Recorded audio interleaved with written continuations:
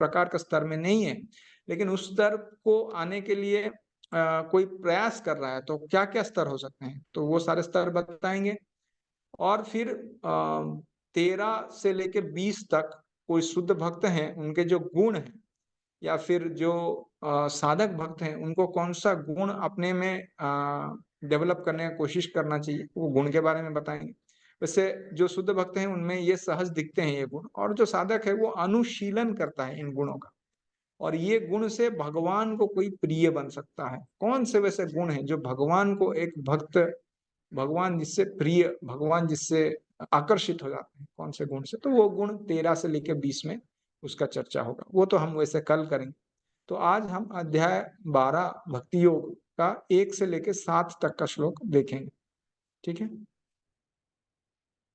अर्जुन उवाच एवं सततयुक्ता ये भक्त्या त्वं पर्युपासते ये चाप्य अक्षरम अव्यक्तम तेषां के योग वित्तमः। ठीक है, कोई ट्रांसलेशन पढ़िए और उसके बाद हम दिव्य रूपा माता जी पढ़िए, उसके बाद सुमंगल से कपड़ों पढ़िए। हरे कृष्ण प्रभु जी। हरे कृष्ण। अर्जुन ने पूछा, जो आपकी सेवा में सदैव तत्पर रहते हैं या जो अव्यक्त निर्विशेष ब्रह्म की पूजा करते हैं, इन दोनों में से किसे अधिक पूर्ण सिद्ध माना जाए? ठीक है, थोड़ा चर्चा करके हम तात्पर्य में जाएंगे। ठीक है, हरे कृष्ण। तो ये हमने तो चर्चा किया कि 11वां अध्याय किस प्रकार से अंत होता है, और भगवान ने अनन्य भक्ति को सबसे बेहतरीन तरीका बताया अंत में। भक्तिया तो अनन्या सक्या, सक्या मनी कोई पर कैसे जान सकता है भगवान को, क्या तरीका है, कीदृश्या भक्तिया अनन्या भक्ति। तो लेकिन कोई कोई रहते हैं जो भगवान के अव्यक्त रूप से आसक्त होते हैं, तो कौन सा अच्छा है? क्या जो सतत युक्त रहता है भगवान के उपासना में, या फिर जो हाँ, ये मैंने बता दिया आपको, इसका समरी बता दिया। यस, ये भक्ति और भक्त का जो अव्यक्त ब्रह्म के प्रति जो आसक्त रहते हैं, उनसे ऊपर ये कैसे रहते हैं उसके बारे में ये चर्चा है। जैसे यहाँ पे 2-3 चीज बताया गया है। अक्षरम, ये जो ब्रह्म है, ब्रह्म ज्योति है भगवान का, वो इंद्रियों के परे है। यानी हमारे जो भी इंद्रिय है, जो स्थूल इंद्रिय है, जो सूक्ष्म इंद्रिय है, इससे हम या फिर सॉरी, हमारे जो कर्म इंद्रिय है, हमारे जो ज्ञान इंद्रिय है, इससे हम इनको, स्थूल और सूक्ष्म इंद्रिय भी हैं, वो तो भागवतम में आएगा, हाँ वो भी है। तो लेकिन उससे हम इसको जो है एक्सपीरियंस नहीं कर सकते, वो अव्यक्तम है, यानी वो प्रकट है। तो कौन सा कौन सा जो व्यक्ति है उसमें से बेहतर है? जैसे कोई भगवान से संबंध जोड़ना चाहता है कर्म के मार्ग से, तो कर्मयोगी साधारणतया ऐसा बोल सकते हैं। या फिर जो ज्ञान, जो वेद का अनुशीलन करके, वेद का पठन करके, ज्ञान प्राप्त करके भगवान से संबंध जोड़ना चाहते हैं, या फिर भगवान यानी ब्रह्मा परमात्मा या भगवान किसी एक भगवान की जो फीचर है उससे वो जुड़ना चाहता है, तो फिर ज्ञान योगी। या फिर कोई ध्यान करके परमात्मा के ऊपर, वो परमात्मा से संबंध जोड़ना चाहता है, तो वो ध्यान योगी कहलाता है। और उस प्रकार से जो नवविधा भक्ति करके भगवान को प्राप्त करना चाहता है, संतुष्ट करना चाहता है, वो है भगवत भक्त, वो होता है भगवत भक्त। तेषाम के योग वित्तम उत्तम, उत्तम यानी दोनों में से कौन सा बेहतर है, अर्जुन ये समझना चाहते हैं। ठीक है, इसका तात्पर्य पढ़िए, और तात्पर्य पढ़ने के बाद हम एक उदाहरण से इसको समझेंगे। भागवत में एक सुंदर उदाहरण है, उससे हम थोड़ा समझेंगे। तात्पर्य पढ़िए माता जी।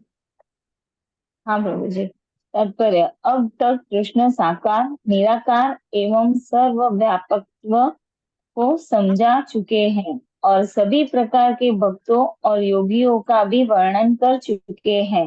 सामान्यतः अध्यात्मवादियों को 2 श्रेणियों में विभाजित किया जा सकता है, निर्विशेषवादी तथा सगुणवादी।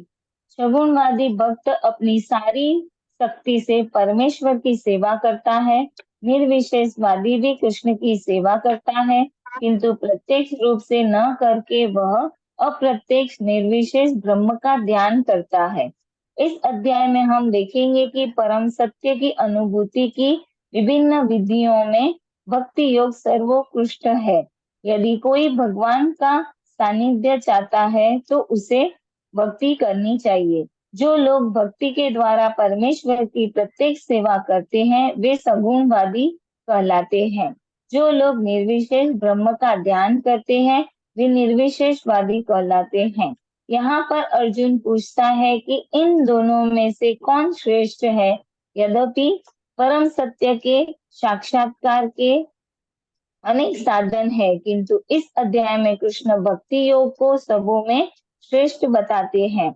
यह सर्वाधिक प्रत्यक्ष है और ईश्वर का सानिध्य प्राप्त करने के लिए सबसे सुगम साधन है। भगवत गीता के द्वितीय अध्याय में भगवान ने बताया है कि जीव भौतिक शरीर नहीं है, वह आध्यात्मिक स्फुलिंग है और परम सत्य परम पूर्ण है। 7वें अध्याय में उन्होंने जीव को परम पूर्ण का अंश बताते हुए पूर्ण पर ही ध्यान लगाने की सलाह दी है। पूर्ण 8वें अध्याय में कहा है कि जो मनुष्य भौतिक शरीर का त्याग करते समय कृष्ण का ध्यान करता है वह कृष्ण के धाम को तुरंत चला जाता है।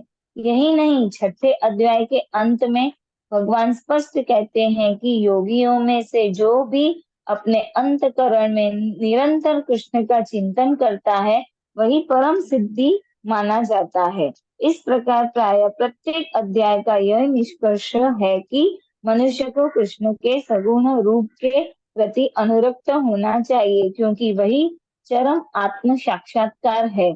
इतने पर भी ऐसे लोग हैं जो कृष्ण के साकार रूप के प्रति अनुरक्त नहीं होते, वे दृढ़ता पूर्वक विलग रहते हैं। यहाँ तक कि भगवत गीता की टीका करते हुए भी वे अन्य लोगों को कृष्ण से हटाना चाहते हैं और उनकी सारी भक्ति निर्विशेष ब्रह्म ज्योति की ओर मोड़ते हैं।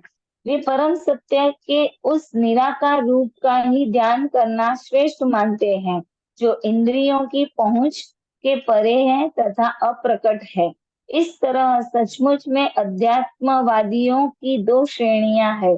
अब अर्जुन यह निश्चित कर लेना चाहता है कि कौन सी विधि सुगम है और इन दोनों श्रेणियों में से कौन सर्वाधिक पूर्ण है। दूसरे शब्दों में वह अपनी स्थिति स्पष्ट कर लेना चाहता है, क्योंकि वह कृष्ण के सगुण रूप के प्रति अनुरक्त है। वह निराकार ब्रह्म के प्रति आसक्त नहीं है।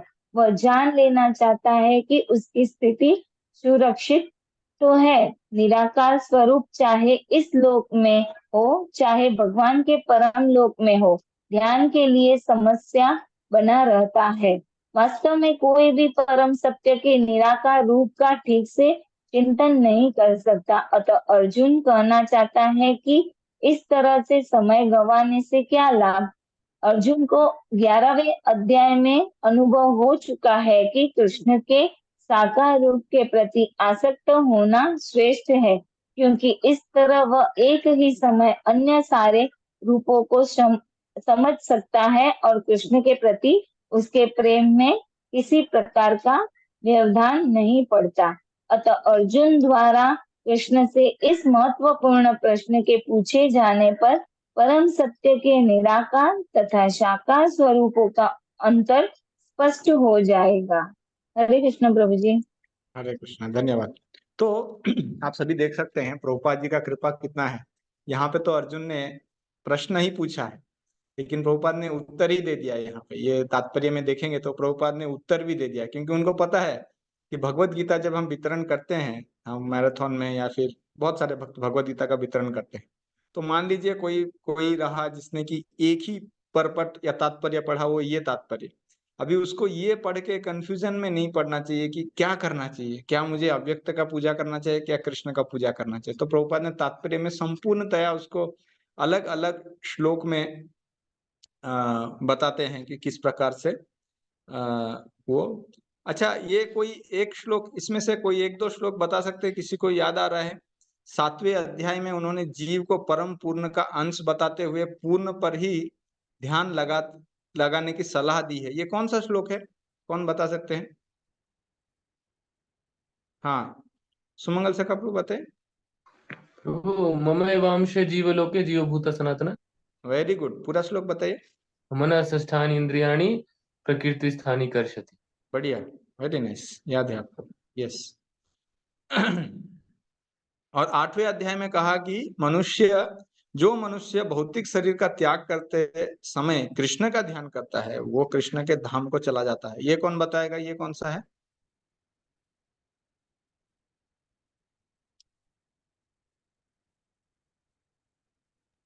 हाँ, यस माता जी बताइए। अंतकाले च मामेव स्मरणं मुक्त्वा कलेवरं हाँ, फिर यः प्रयाति स मद्भावम् याति नास्ति अत्र संशयः। संशयः। धन्यवाद। यस। और 6ठे अध्याय के अंत में भगवान ने स्पष्ट कहते हुए कहा कि योगियों में से जो भी अपना अंतकरण निरंतर कृष्ण में चिंतन करता है वो परम सिद्ध माना जाता है। ये कौन सा श्लोक है, कौन बताएंगे? ठीक है, इस बार सुमंगल सर आप लोग बताइए। योगिनामपि सर्वेषां मद्गतेन अंतरात्मना श्रद्धावान भजते यो मां स मे युक्त तमो मतः। हाँ, बढ़िया। बाकी भक्तों को भी थोड़ा थोड़ा ये समझ में आना चाहिए कि प्रभुपाद यहाँ पे जैसे भक्त प्रश्न पूछते हैं कि ओपन बुक असाइनमेंट कैसे लिखना चाहिए, तो प्रभुपाद ने यहाँ पे हमें सिखा रहे हैं कि कैसे ओपन बुक असाइनमेंट लिखना चाहिए। देखिए, प्रभुपाद यहाँ पे श्लोक का संख्या कोट नहीं कर रहे हैं, लेकिन आपका जब ओपन बुक असेसमेंट लिखते हैं तो वहां पे आपका संख्या कोट कर सकते हैं। देखिए प्रभुपाद किस प्रकार से लिख रहे हैं। 7वें अध्याय में उन्होंने जीव को परम पूर्ण का अंश बताते हुए पूर्ण को ध्यान लगाने की सलाह दी है। तो प्रभुपाद यहाँ पे पॉइंट बाय पॉइंट आपको कभी कभी, देखिए ये तो एक कोर्स है, हम चैप्टर कंप्लीट कर रहे हैं वो अच्छा है, लेकिन हमें प्रभुपाद का तात्पर्य पढ़ते हुए भी समझ में आना चाहिए प्रभुपाद कैसे डेवलप कर रहे हैं ये थीम को यहाँ के, कि जीव पहले प्रभुपाद कैसे एक एक प्रूफ स्थापित कर रहे हैं, चैप्टर बाय चैप्टर प्रभुपाद जा रहे हैं, कैसे इम्पर्सनलिज्म या फिर जो ब्रह्मवाद है उसको डिफीट करने के लिए। पहले प्रभुपाद बता रहे हैं कि द्वितीय अध्याय में भगवान ने बताया कि जीव भौतिक शरीर नहीं है ना? कौन सा है श्लोक?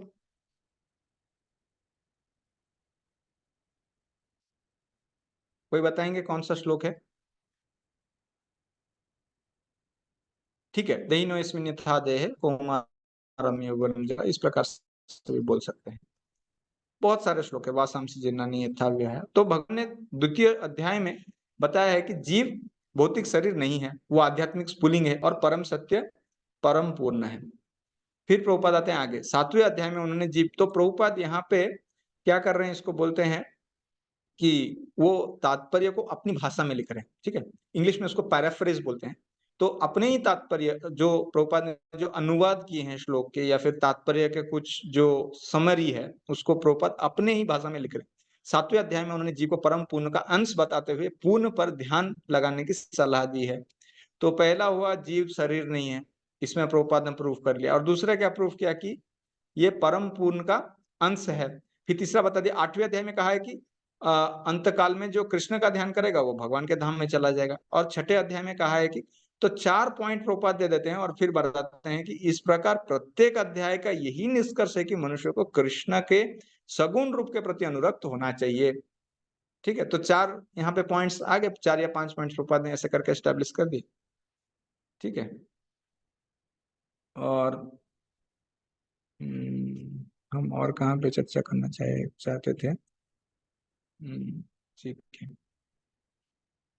ओके। तो तृतीय स्कंद में एक उदाहरण आता है। ठीक है, उस उदाहरण को हम जैसे चर्चा करेंगे तो इससे अच्छे से हमें समझ में आएगा। ठीक है, तृतीय स्कंद में दूध का एक उदाहरण आता है। सभी भक्त जो है कभी कभी A2 मिल्क प्रिफर करते हैं या दूध लेते हैं जो देसी गाय का दूध हो, इस प्रकार से। तो मान लीजिए कोई 1 गिलास का दूध है, अभी उस दूध को अगर सारी इंद्रियां बंद कर दिया जाए, केवल आंख खुली हो, तो आंख से उस दूध का क्या महसूस किया जा सकता है? आंख से केवल रंग देख सकते हैं कि दूध व्हाइट या सफेद रंग का होता है, और बस उससे ज्यादा कुछ हम दूध के बारे में ज्ञान या दूध का जो एक्सपीरियंस होता है वो हम नहीं कर सकते।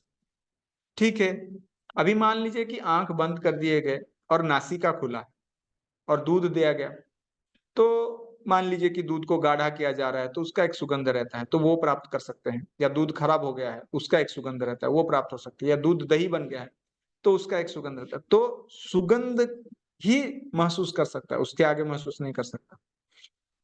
अभी मान लीजिए केवल कर्ण खुले हैं, तो फिर दूध के बारे में सुन सकते हैं कि दूध, और कोई भी इंद्रिय खुला नहीं, देख नहीं सकता, चख नहीं सकता, नासिका भी बंद है, त्वचा भी उससे स्पर्श नहीं कर रहा है, तो फिर सुन सकते हैं कि दूध ना ऐसा ऐसा होता है, सफेद होता है, और गाय का दूध पीना चाहिए, वो ऐसा पौष्टिक होता है, इस प्रकार से उसके बारे में सुन सकते हैं।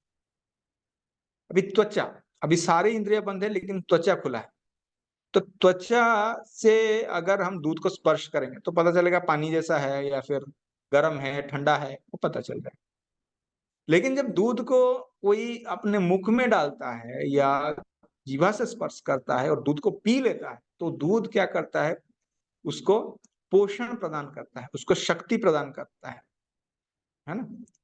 तो उस प्रकार से ये जो अलग अलग मार्ग है जिसमें ब्रह्म का कोई ये करता है या परमात्मा का कोई प्राप्ति करता है, तो उसमें भगवान का एक एक एक आंशिक उसको रियलाइजेशन होता है, संपूर्णतया वो भगवान को जान नहीं सकता है, जैसे ब्रह्म हो गया या परमात्मा हो गया, लेकिन भगवान यानी दूध पी लेने यानी संपूर्णतया वो समझ जाता है भगवान के बारे में, और उससे उनको पोषण मिलता है, उसको बहुत आनंद मिलता है। तो ये जो है, कोई अपना बुद्धि के हिसाब से भगवान के प्रति आकर्षित होता है, खाली बुद्धि के तौर पर वेदांत वेद पढ़ के ज्ञान का मार्ग पढ़ता है, तो फिर वो ब्रह्म का प्राप्ति करता है, या फिर कोई परमात्मा का ध्यान करता है तो फिर वो परमात्मा को प्राप्ति करता है।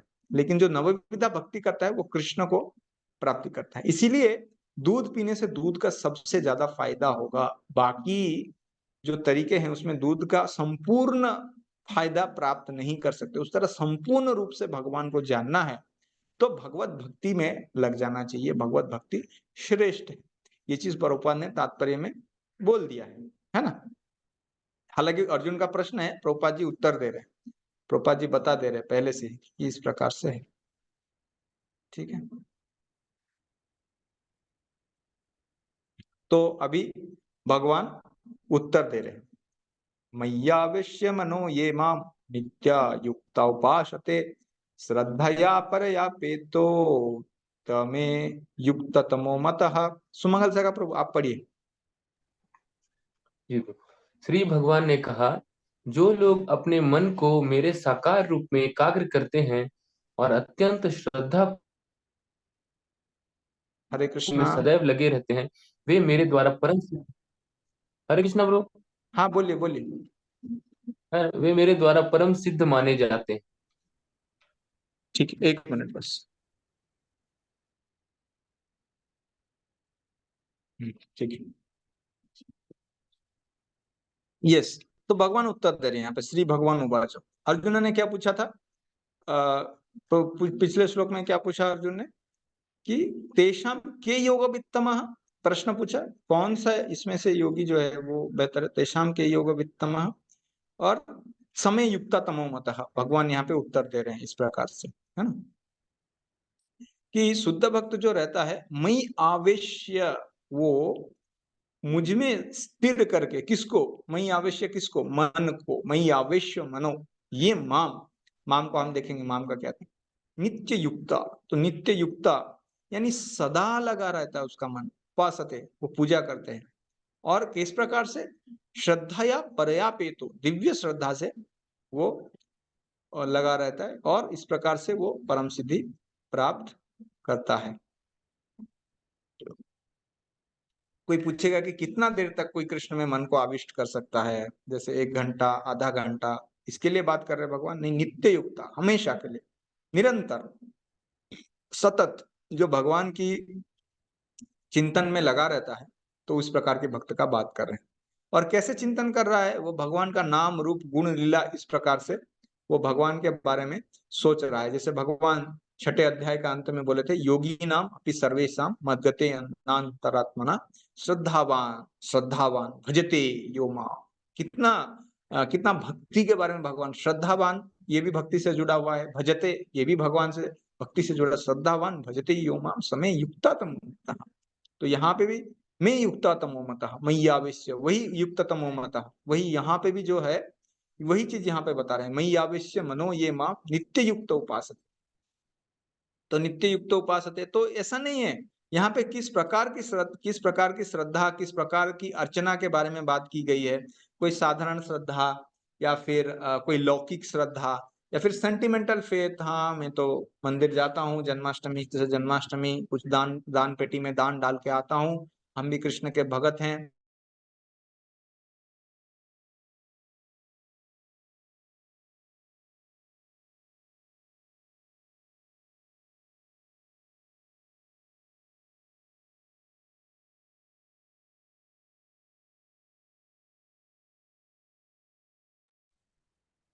हरे कृष्णा, आवाज नहीं आ रही।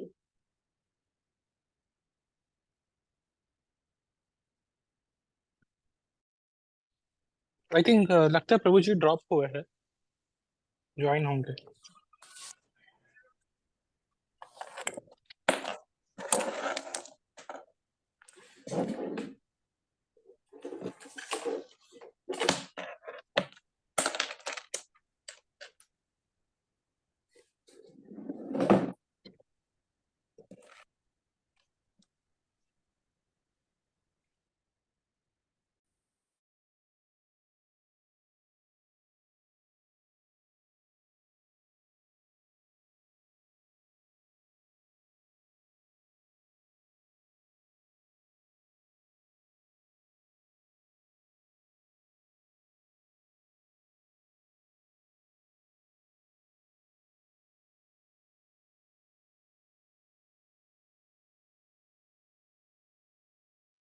इशू था, इसके लिए नहीं आ रहा था।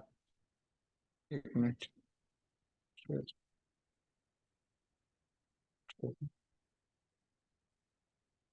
ठीक है, हरे कृष्ण। तो हम क्या चर्चा करें, मैया अवश्य मनो ये माम। तो भगवान यहाँ पे क्या बता रहे हैं, माम। यहाँ पे कोई प्रकार की मतलब अलग प्रकार की चिंताधारा की प्रश्न ही नहीं उठता कि माम ये कौन बता रहे हैं। माम कृष्ण खुद बता रहे हैं, स्पीकर कौन है, कृष्ण है।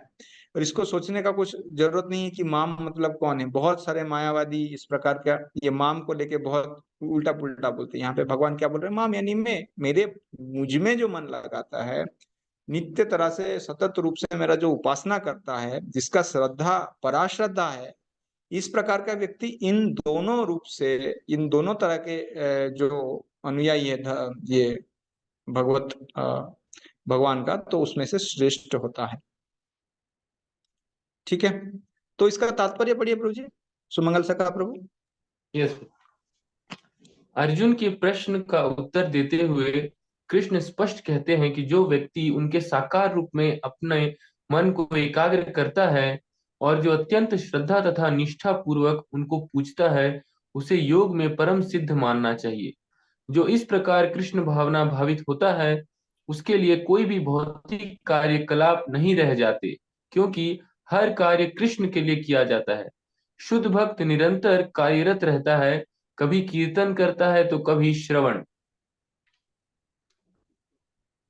करता है, या कृष्ण विषयक कोई वस्तु पढ़ता है, कोई पुस्तक पढ़ता है, या कभी कभी प्रसाद तैयार करता है, या बाजार से कृष्ण के लिए कुछ मोल लाता है, या कभी मंदिर झाड़ता बुहारता है, कभी बर्तन धोता है।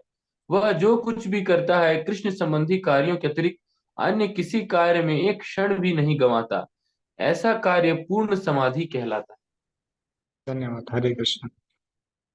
तो देखिए यहाँ पे प्रभुपाद जी नित्य युक्ता जो है वो युक्ता के बारे में किस प्रकार से, या फिर युक्तात्मा जो भी है, इसके बारे में बता रहे हैं। किस प्रकार से भक्ति में कोई युक्ति, भक्ति में कोई लगा रहता है। अलग अलग सेवाएं हैं मंदिर में, कोई कीर्तन करता है। प्रभुपाद बताया करते थे कि all services are on the absolute plane, यानी सारे सेवाएं जो है वो सेवा किसकी है, भगवान की है। तो अलग अलग सेवा, कोई कीर्तन कर रहा होता है, कोई श्रवण कर सकता है, कोई कृष्ण विषय कोई पुस्तक पढ़ सकता है, बांट सकता है, या प्रसाद तैयार करता है, या मार्केट से भगवान के लिए कुछ लेके भी आता है।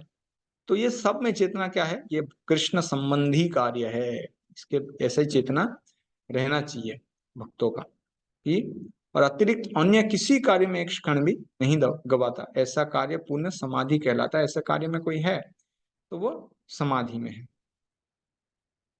इसको क्या होगा, हाँ ठीक है।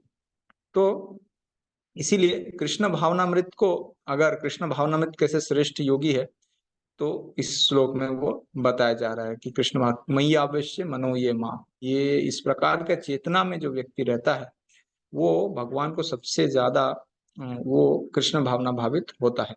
अभी ये भगवान ने आंसर बता दिया। पहले भगवान को प्रश्न पूछा कि भगवान इन दोनों में से जो अक्षर ब्रह्म का पूजा करता है या सतत आपका सेवा में लगा रहता है, इन दोनों में श्रेष्ठ कौन है? तो भगवान ने बता दिया कि जो मेरा मय्यावेश्य मनोयमाम, जो मेरे में मन लगाता है और नित्य रूप से मेरा सेवा में लगा रहता है, वो युक्ततम है, वो सबसे श्रेष्ठ है।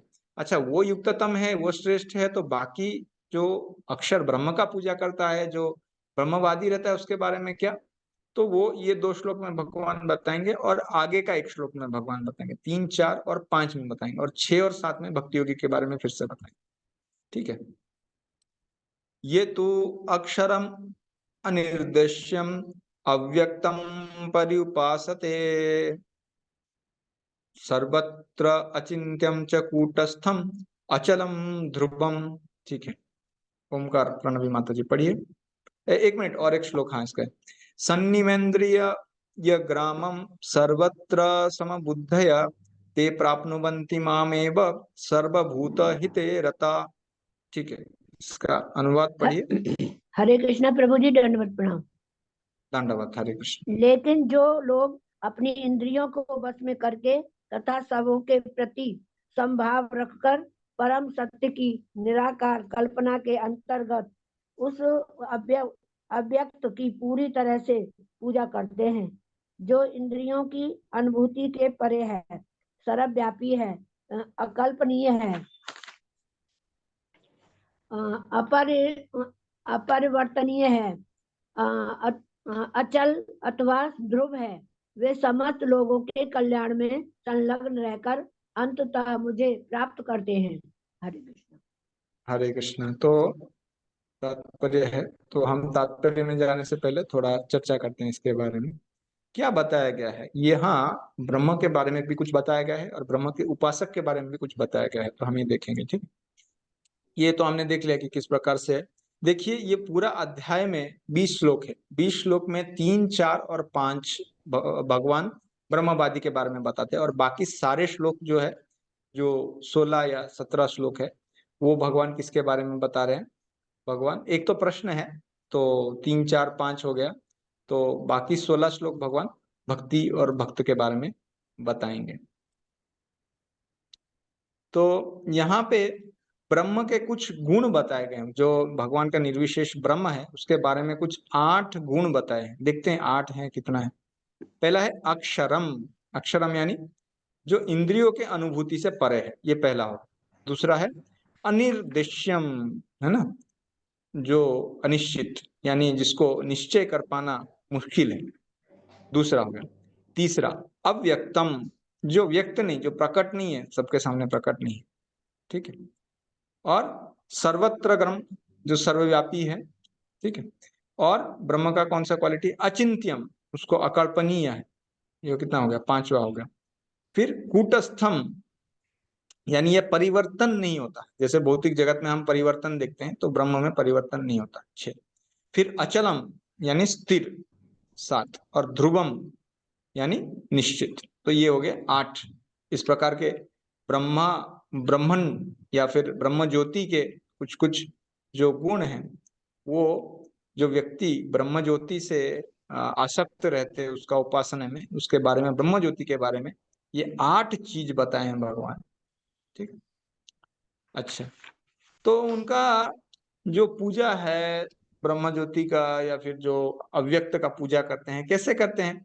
सन्नि में इंद्रिय ग्रामम। पहले क्या करते हैं? उनको इंद्रियों को अपने वश में रहना पड़ता है। फिर सर्वत्र समबुद्धया, तो सबके प्रति उनको किस प्रकार से रहता है? समभाव रहता है। मित्रो सम शत्रु च मित्रो च, आगे 13वां श्लोक के बाद एक जगह पे भगवान बताएंगे। वो तो भक्तों का गुण है उस प्रकार से, लेकिन एक उदाहरण समझाने के लिए कि समो शत्रु च मित्रो च, यानी समबुद्धि उनमें रहता है, तो समबुद्धि रहता है। सर्वभूत हिते रहता, तो हालांकि ये ब्रह्मवादी है, निर्विशेष ब्रह्म में जाके लीन होना चाहते हैं, वो भी बाकी आजू बाजू के जो व्यक्ति है या पशु प्राणी है, जो मनुष्य है, जो भी जीवात्मा है, उनका हित में लगे रहते हैं। उनका हित में वो लोग लगे रहते हैं। और ते प्राप्नुवन्ति, वो प्राप्त करते हैं। तो अभी प्राप्नुवन्ति आप बोलोगे कि ठीक है, ये भी कृष्ण को प्राप्त करते हैं और भक्त भी कृष्ण को प्राप्त करते हैं, लेकिन फर्क है दोनों। देखिए, जो व्यक्ति दूध को अपने नाक से ग्रहण किया वो भी दूध ग्रहण किया, जिसने हाथ से उसको स्पर्श किया उसने भी ग्रहण किया एक तरह से, लेकिन जिसने दूध को पिया उसने भी ग्रहण किया, लेकिन तीनों में फर्क है कि नहीं? एक तरह का है, फर्क है ना? तो उस प्रकार से वो शायद भगवान का जो स्वरूप का एक अंश है, ब्रह्म ज्योति है, उसको प्राप्त करेंगे, लेकिन संपूर्णतया भगवान के बारे में वो ज्ञान प्राप्त नहीं कर पाएंगे। ठीक है, इसका तात्पर्य पढ़िए माता जी। जो लोग भगवान कृष्ण की प्रत्यक्ष पूजा न करके अप्रत्यक्ष जीव से उसी उद्देश्य को प्राप्त करने का प्रयत्न करते हैं, वे भी अंततः श्री कृष्ण को प्राप्त होते हैं। अनेक जन्मों के बाद बुद्धिमान व्यक्ति वासुदेव को ही सब कुछ जानते हुए मेरी शरण में आता है। जब मनुष्य को अनेक जन्मों के बाद पूर्ण ज्ञान होता है तो वह कृष्ण की शरण ग्रहण करता है। यदि कोई इस श्लोक में बताई गई विधि से भगवान के पास पहुंचता है तो उसे इंद्रिय निग्रह करना होता है, प्रत्येक प्राणी की सेवा करनी होती है और समस्त जीवों के कल्याण कार्य में रत होना होता है।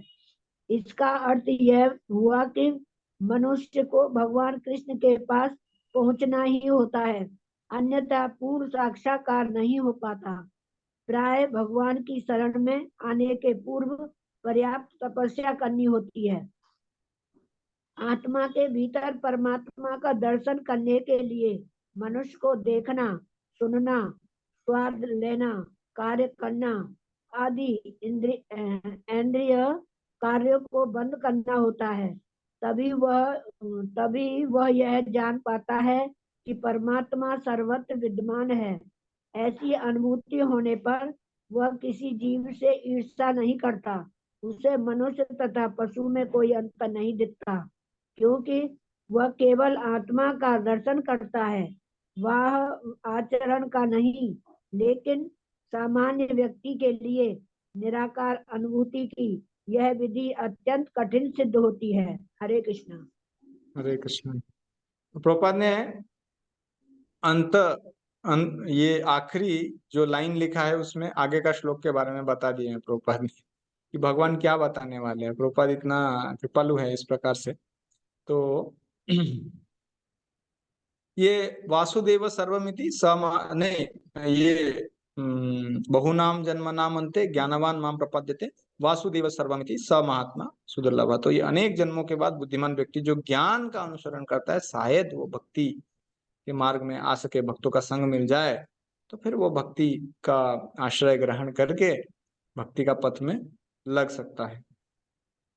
और ये ज्ञान, यहाँ पे एक सीख लेना चाहिए हमें कि हम इतने भगवत गीता का पढ़ रहे हैं, हम सबके लिए इस प्रकार का सीख है कि अगर हम जीव के बाह्य आवरण को देखेंगे तो कभी कोई मोटा, कोई नाटा, कोई छोटा, इस प्रकार से होता है।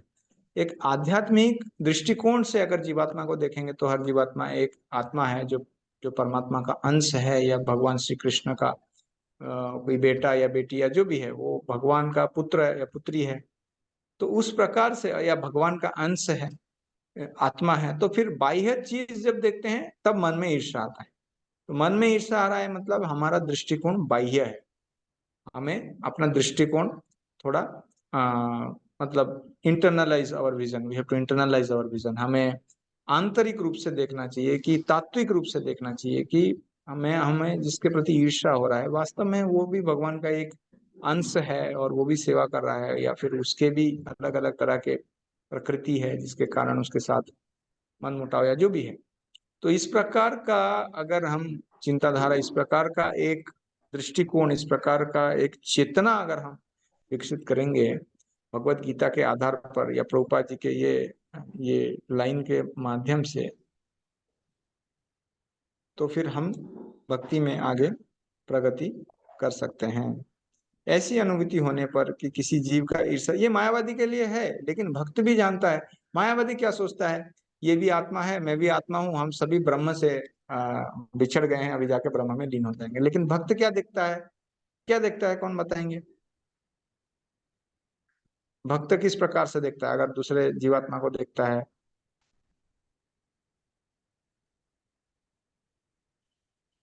हाँ ठीक है, सुमंगल सागर प्रभु बताइए। भक्त मतलब सबको, सबके अंदर भगवान को विराजमान देखता है, सबका रिश्ता भगवान के साथ देखता है कौन सा रिश्ता है? कि हम सब भगवान के दास हैं, Jiva Krishna Das. Perfect perfect, okay, thank you. तो भक्त इस प्रकार से देखता है, उस प्रकार देखने के कारण वो ईर्ष्या से बचा रहता है। ठीक है, तो यहाँ पे हमने क्या देखा, भगवान ने पहले बताया, तो अर्जुन ने प्रश्न पूछा, भगवान ने उत्तर दिया, भक्ति का मार्ग सबसे श्रेष्ठ है, वो युक्ततम मत, ये मेरा मत है। और फिर आगे ये ब्रह्म ज्योति के बारे में कुछ चीज बताया, और जो ब्रह्म ज्योति का उपासना करते हैं उनका किस प्रकार का थोड़ा साधना के बारे में बताया भगवान ने, किस प्रकार का वो और उनका साधन रहता है, किस प्रकार का विचलन, क्योंकि आगे तो भक्ति के बारे में बहुत चीज बताएंगे, तो इसलिए उनका भी थोड़ा बताया। लेकिन अभी एक और चीज बताएंगे भगवान, जो आखिरी लाइन में प्रभुपाद ने लिख के दे दिया। ठीक है, क्लेशो अधिकतरस्तेषाम् अव्यक्त आसक्त चेतसाम अव्यक्त ही गतिर्दुःखम देहवद्भिर अवाप्यते। ठीक है, कौन पढ़ेंगे अभी? हरे कृष्णा प्रभु जी, पढ़ूं क्या? हाँ, कोई और पढ़ सकते हैं, आपने पढ़ा ना पिछला वाला, कोई और नहीं, को मैंने मौका नहीं पढ़ा दीजिए। प्रभु जी, मैंने नहीं हाँ पढ़ा। पढ़िए माता जी, पढ़िए। हाँ, जिन लोगों के मन परमेश्वर के अव्यक्त निराकार स्वरूप के प्रति आसक्त है, उनके लिए प्रगति कर पाना अत्यंत कष्टप्रद है। देहधारियों के लिए उस क्षेत्र में प्रगति कर पाना सदैव दुष्कर होता है। हरे कृष्ण। धन्यवाद, हम तात्पर्य में जाएंगे थोड़ा चर्चा करके। ठीक है, तो ये अव्यक्त का पथ किस प्रकार से रहता है, क्या रहता है इसमें? क्लेश, क्लेश यानी कष्ट रहता है। अच्छा, क्लेश रहता है, अच्छा कितना क्लेश रहता है? अधिक तरह, अत्यधिक क्लेश रहता है उसमें, अत्यधिक क्लेश रहता है। क्योंकि वो अव्यक्त आसक्त, उनका आसक्ति जो है वो अव्यक्त के प्रति रहता है, यानी ब्रह्म ज्योति के प्रति उनका आसक्ति रहता है। इस प्रकार से जो रहते हैं तो उनको क्लेश, अत्यधिक क्लेश रहता है। अच्छा, किसी को याद है भगवान 9वें अध्याय में क्या बोले थे, कुछ बोले थे भक्ति के बारे में, कुछ बताए थे कि कैसा रहता है भक्ति का राज विद्या के बारे में हमने चर्चा किया था। क्या कहा? हाँ, राज नंदरानी माता बोलिए। राज राज विद्या राजगुह्यम पवित्रमिदमुत्तमम् आगे। प्रत्यक्षावगमं धर्म्यं सुसुखं कर्तुम अव्ययम्। हाँ, तो अंत का पाठ क्या भगवान ने बताया? वो सुसुखम सुसुखम है, कर्तुम अव्ययम्। सुसुखम है। धन्यवाद। तो देखिए, ये भगवान भक्ति के बारे में क्या बता रहे हैं? सुसुखम कर्तुम अव्ययम्। और यहाँ पे क्या बता रहे हैं? क्लेशो अधिक तरस्तेषाम्। तो ये डिफरेंस हो गया दोनों में, कि कोई ब्रह्म ज्योति का उपासना करता है तो उसको बहुत अत्यधिक क्लेश रहता है उस तरह का पथ में। अच्छा, भक्त के जीवन में भी क्लेश रहता है। हाँ, सुबह उठना इतना आसान नहीं, सुबह उठो, ठंडे पानी से नहाओ, है ना, इतना सारा नियम है, नियमों का पालन करो, मंगल आरती को जाओ, जप करो इत्यादि। लेकिन ये सब करने में जितना उसको क्लेश होता है, उससे कई ज्यादा सुख उसको भगवान से मिल जाता है। तो इसीलिए ओवरऑल उसको कुछ क्लेश लगता ही नहीं है। प्रारंभिक तौर पे हम देखते हैं, इवन कोई प्रारंभिक स्तर पर कोई भक्ति में आ गया है और भक्ति से जुड़ गया है, तो भी श्रवण में, कीर्तन में, जप में, एटलीस्ट कुछ नहीं तो प्रसाद में तो आनंद तो आता ही है सबको, है कि नहीं? तो भक्ति के कार्य क्या है? सुसुखम कर्तुम अव्ययम। लेकिन जो ब्रह्मवादी है उसके लिए इस प्रकार का कोई मौका नहीं है। हाँ, यहाँ पे एक श्लोक दिया है, कृष्णदास अभिमान जे आनंद सिंधु कोटि ब्रह्म सुख नाहे तार एक बिंदु। ऐसा क्यों बताया है कि कृष्णदास अभिमान में जो कि मैं कृष्ण दास हूँ, जीवेर स्वरूप है कृष्ण नित्य दास, इस प्रकार का जो अभिमान है, इस प्रकार का जो चेतना है, इसका जो आनंद का सिंधु है ये ब्रह्म सुख, उसका एक बिंदु भी नहीं। ऐसा क्यों है? देखिए, आत्मा जो है, आत्मा का क्या स्वरूप है? सच्चिदानंद। उसमें सत यानी इटरनल, यानी नित्यता रहता है। चित यानी ज्ञान, ज्ञान का उसमें ज्ञान रहता है। और आनंद यानी नित्य आनंद में रहना चाहिए। लेकिन जो ब्रह्म का उपासना करते हैं वो लोग को सत और चित प्राप्त होते हैं। ये दो फीचर जो है सोल के, उनको वो प्राप्त होते हैं, लेकिन आनंद प्राप्त नहीं होता है। ये आनंद जो भक्ति में आनंद है, हाँ ब्रह्मा में भी आनंद है, ब्रह्मा आनंद, शांति शांति शांति शांति, इस प्रकार से कोई रह सकता है, लेकिन उसमें सेवा का आनंद नहीं है, उसमें भगवान के साथ आदान प्रदान का आनंद नहीं है। इसीलिए ऐसे बहुत सारे श्लोक हैं, भक्ति रसामृत सिंधु में कहा गया है कि बहुत सारे श्लोक है एक्चुअली, अगर हम देखेंगे तो, कि किस प्रकार से ये जो भक्ति का आनंद है ये कई गुना ज्यादा है ये ब्रह्मानंद से।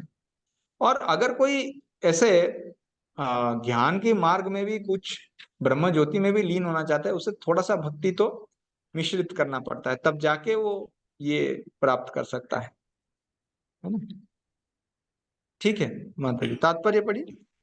अध्यात्मवादियों का समूह जो परमेश्वर के अचिंत्य अव्यक्त निराकार स्वरूप के पथ का अनुसरण करता है, ज्ञान योगी कहलाता है। और जो व्यक्ति भगवान की भक्ति में रत रहकर पूर्ण कृष्ण भावनामृत में रहते हैं, वे भक्ति योगी कहलाते हैं। यहाँ पर ज्ञान योग तथा भक्ति योग में निश्चित अंतर बताया गया है। ज्ञान योग का पथ यद्यपि मनुष्य को उसी लक्ष्य तक पहुंचाता है, किंतु है अत्यंत कष्टकारक, जबकि भक्ति योग भगवान की प्रत्यक्ष सेवा होने के कारण सुगम है और देहधारी के लिए स्वाभाविक भी है। जीव अनादि काल से देहधारी है। सैद्धांतिक रूप से इसके लिए यह समझ पाना अत्यंत कठिन है कि वह शरीर नहीं है। अतः भक्ति योगी कृष्ण के विग्रह को पूज्य मानता है, क्योंकि उसके मन में कोई न कोई शारीरिक बोध रहता है जिसे इस रूप में प्रयुक्त किया जा सकता है। निसंदेह मंदिर में परमेश्वर के स्वरूप की पूजा मूर्ति पूजा नहीं है। वैदिक साहित्य में साक्ष्य मिलता है कि पूजा सगुण तथा निर्गुण हो सकती है। मंदिर में विग्रह पूजा सगुण पूजा है, क्योंकि भगवान को भौतिक गुणों के द्वारा प्रदर्शित किया जाता है, लेकिन भगवान के स्वरूप को चाहे पत्थर, लकड़ी या तैल चित्र जैसे भौतिक गुणों द्वारा क्यों न अभिव्यक्त किया जाए, वह वास्तव में भौतिक नहीं होता। परमेश्वर की यही परम प्रकृति है। यहाँ पर एक मोटा उदाहरण दिया जा सकता है कि सैकड़ों सड़कों के किनारे पत्र पेटिकाएं होती हैं, जिनमें यदि हम अपने पत्र डाल दे तो वे बिना किसी कठिनाई के अपने गंतव्य स्थान पर पहुंच जाते हैं। लेकिन यदि कोई ऐसी पुरानी पेटिका या उसकी अनुकृति कहीं दिखे जो डाकघर द्वारा स्वीकृत ना हो, तो उससे वही कार्य नहीं हो सकेगा। इसी प्रकार ईश्वर ने विग्रह रूप में, जिसे अर्चा विग्रह कहते हैं, अपना प्रामाणिक वैध स्वरूप बना रखा है। यह अर्चा विग्रह परमेश्वर का अवतार होता है। ईश्वर इसी स्वरूप के माध्यम से सेवा स्वीकार करते हैं। भगवान सर्वशक्तिमान है, अतएव वे अर्चा विग्रह रूपी अपने अवतार से भक्त की सेवाएं स्वीकार कर सकते हैं, जिससे बद्ध जीवन वाले मनुष्य को सुविधा हो। इस प्रकार भक्त को भगवान के पास सीधे और तुरंत ही पहुंचने में कोई कठिनाई नहीं होती। लेकिन जो लोग आध्यात्मिक साक्षात्कार के लिए निराकार विधि का अनुसरण करते हैं, उनके लिए यह मार्ग कठिन है। उन्हें उपनिषदों जैसे वैदिक साहित्य के माध्यम से अव्यक्त स्वरूप को समझना होता है। उन्हें भाषा सीखनी होती है, इंद्रियातीत अनुभूतियों को समझना होता है और इन समस्त विधियों का ध्यान रखना होता है। यह सब एक सामान्य व्यक्ति के लिए सुगम नहीं होता। कृष्ण भावनामृत में भक्तिरत मनुष्य मात्र गुरु के पथ प्रदर्शन द्वारा, मात्र अर्चा विग्रह के नियमित नमस्कार द्वारा, मात्र भगवान की महिमा के श्रवण द्वारा तथा मात्र भगवान पर चढ़ाए गए उचिष्ट भोजन को खाने से भगवान को सरलता से समझ लेता है। इसमें तनिक भी संदेह नहीं कि निर्विशेषवादी व्यर्थ ही कष्टकारक पथ को ग्रहण करते हैं, जिसमें अनंततः परम सत्य का साक्षात्कार संदिग्ध बना रहता है। किंतु सगुणवादी बिना किसी संकट, कष्ट या कठिनाई के भगवान के पास सीधे पहुंच जाते हैं। ऐसा ही संदर्भ श्रीमद् भागवत में पाया जाता है। वहाँ यह कहा गया है कि यदि अंततः भगवान की शरण में जाना ही है, इस शरण जाने की क्रिया को भक्ति कहते हैं। तो यदि कोई ब्रह्म क्या है और क्या नहीं है, इसी को समझने का कष्ट आजीवन उठाता रहता है, तो इसका परिणाम अत्यंत कष्टकारक होता है। अतएव यहाँ पर यह उपदेश दिया गया है कि आत्म साक्षात्कार के इस कष्टप्रद मार्ग को ग्रहण नहीं करना चाहिए, क्योंकि अंतिम फल अनिश्चित रहता है। जब जीव शाश्वत रूप से व्यस्त आत्मा है और यदि वह आध्यात्मिक पूर्ण में तदाकार होना चाहता है, तो वह अपनी मूल प्रकृति के शाश्वत सत तथा ज्ञेय चित पक्षों का साक्षात्कार तो कर सकता है, लेकिन आनंदमय अंश की प्राप्ति नहीं हो पाती। ऐसा अध्यात्मवादी जो ज्ञान योग में अत्यंत विद्वान होता है, किसी भक्त के अनुग्रह से भक्ति योग को प्राप्त होता है, उस समय निराकार बात का दीर्घ अभ्यास कष्ट का कारण बन जाता है, क्योंकि वह उस विचार को त्याग नहीं पाता। अतएव देहधारी जीव अभ्यास के समय या साक्षात के समय अव्यक्त की प्राप्ति में सदैव कठिनाई में पड़ जाता है। प्रत्येक जीव अंशतः स्वतंत्र है और उसे यह अच्छी तरह समझ लेना चाहिए कि यह अव्यक्त अनुभूति उसके आध्यात्मिक आनंदमय आत्म स्व की प्रकृति के विरुद्ध है। मनुष्य को चाहिए कि इस विधि को न अपनाए। प्रत्येक जीव के लिए कृष्ण चेतना की विधि श्रेष्ठ मार्ग है, जिसमें भक्ति में पूरी तरह व्यस्त रहना होता है। यदि कोई भक्ति की उपेक्षा करना चाहता है, तो नास्तिक होने का संकट रहता है। अतएव अव्यक्त विषयक एकाग्रता की विधि को, जो इंद्रियों की पहुंच के परे है, जैसा कि इस श्लोक में कहा जा चुका है, इस युग में प्रोत्साहन नहीं मिलना चाहिए। भगवान कृष्ण ने इसका उपदेश नहीं दिया। हरे कृष्ण। हरे कृष्ण। धन्यवाद। तो यहाँ पे मोटा मोटी रूप से देखा जाए तो यहाँ पे एक कंपैरिजन, एक तुलनात्मक रूप से प्रभुपाद ने बताया है कि अव्यक्त का जो उपासना करते हैं उसमें किस प्रकार की मुश्किलें होती है और विग्रह रूप क्या है। जैसे कोई पूछ सकता है भक्ति योग में कि मैं जाके शरण जाऊं, कहाँ है भगवान? तो फिर क्या हम विग्रहों का जो है विग्रह रहते हैं, अर्च विग्रहों के पास जाके उनका सेवा कर सकते हैं, उनका दर्शन कर सकते हैं, उनका गुणगान कर सकते हैं, उनका कीर्तन कर सकते हैं। इस प्रकार पहले जमाने में ये मेल बॉक्स हुआ करते थे, जिसे पोस्टल डिपार्टमेंट का पोस्टल बॉक्स बोलते थे उसको, या फिर मेल बॉक्स बोलते थे। पत्र पेटिकाएं लिखा यहाँ। तो आजकल तो वो ईमेल हो गया है, वो मेल बॉक्स अभी बंद हो गया है। लेकिन जिनको पता रहेगा कि अगर कोई आप चिट्ठी हो या पार्सल हो, जाके कोई भी बक्से में रास्ते में डाल दे तो क्या जाएगा? वो अपने गंतव्य स्थल पे नहीं जाएगा। लेकिन अगर मेल बॉक्स में डालेंगे तो वो कहाँ जाएगा? वो अपना निश्चित गंतव्य पे पहुंच जाएगा। उस प्रकार से ये विग्रह का सेवा करेंगे तो प्रत्यक्ष रूप से हमें उसका फल प्राप्त हो सकता है। कोई दो भक्तों ने हाथ खड़ा किया है। कुछ प्रश्न है या पढ़ना चाहते हैं? मेरे ख्याल से पढ़ना चाहते हैं। ठीक है। तो ये जो अव्यक्त है, अव्यक्त के साथ हम जब तुलना करेंगे तो पहला चीज है कि इसमें जो भक्ति, जो अव्यक्त मार्ग है या फिर जो ब्रह्मवादी है, वो सत और चित ये फीचर को प्राप्त करता है, और जो भक्ति योगी है वो सत, चित और आनंद का प्राप्त करता है। दूसरा पॉइंट क्या है कि ये जो अव्यक्त या ब्रह्मवादी है उसको क्लेश अधिकतरश तेसाम, भगवान ने खुद बोला है, खुद कृष्ण बता रहे, भगवान खुद भगवत गीता में वो एक स्टैंप हो गया है कि ये क्लेश का मार्ग है, कष्टप्रद मार्ग है, अत्यधिक क्लेश का मार्ग है। और भक्ति के बारे में क्या बता रहे हैं? सुसुखम कर्तुम अव्ययम। तो और तीसरा क्या है कि इसमें जो आनंद है, ब्रह्म सुख जो है, वो एक बिंदु भी नहीं है। जो भक्ति में जो सुख प्राप्त होता है उसका एक बिंदु भी नहीं, बहुत है। और तीसरा है कि कोई ज्ञान का मार्ग क्यों, या चौथा पॉइंट है कि जो ज्ञान का मार्ग का अनुशीलन क्यों ना कर ले, उसे भक्ति का मिश्रण करना ही पड़ेगा अपना ज्ञान मार्ग में। उसको अगर फल प्राप्ति करना है तो उसको क्या करना पड़ेगा? भक्ति का मिश्रण करना ही पड़ेगा।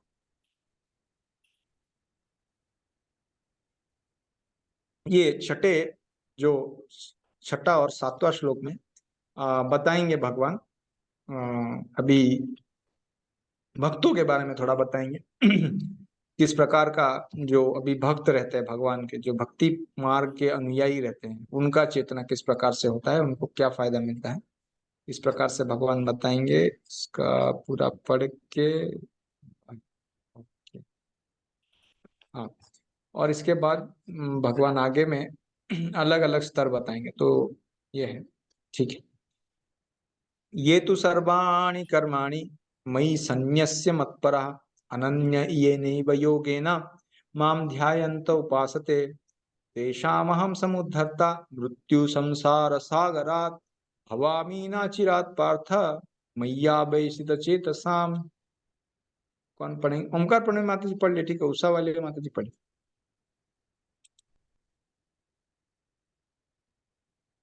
इसका अनुवाद पढ़िए।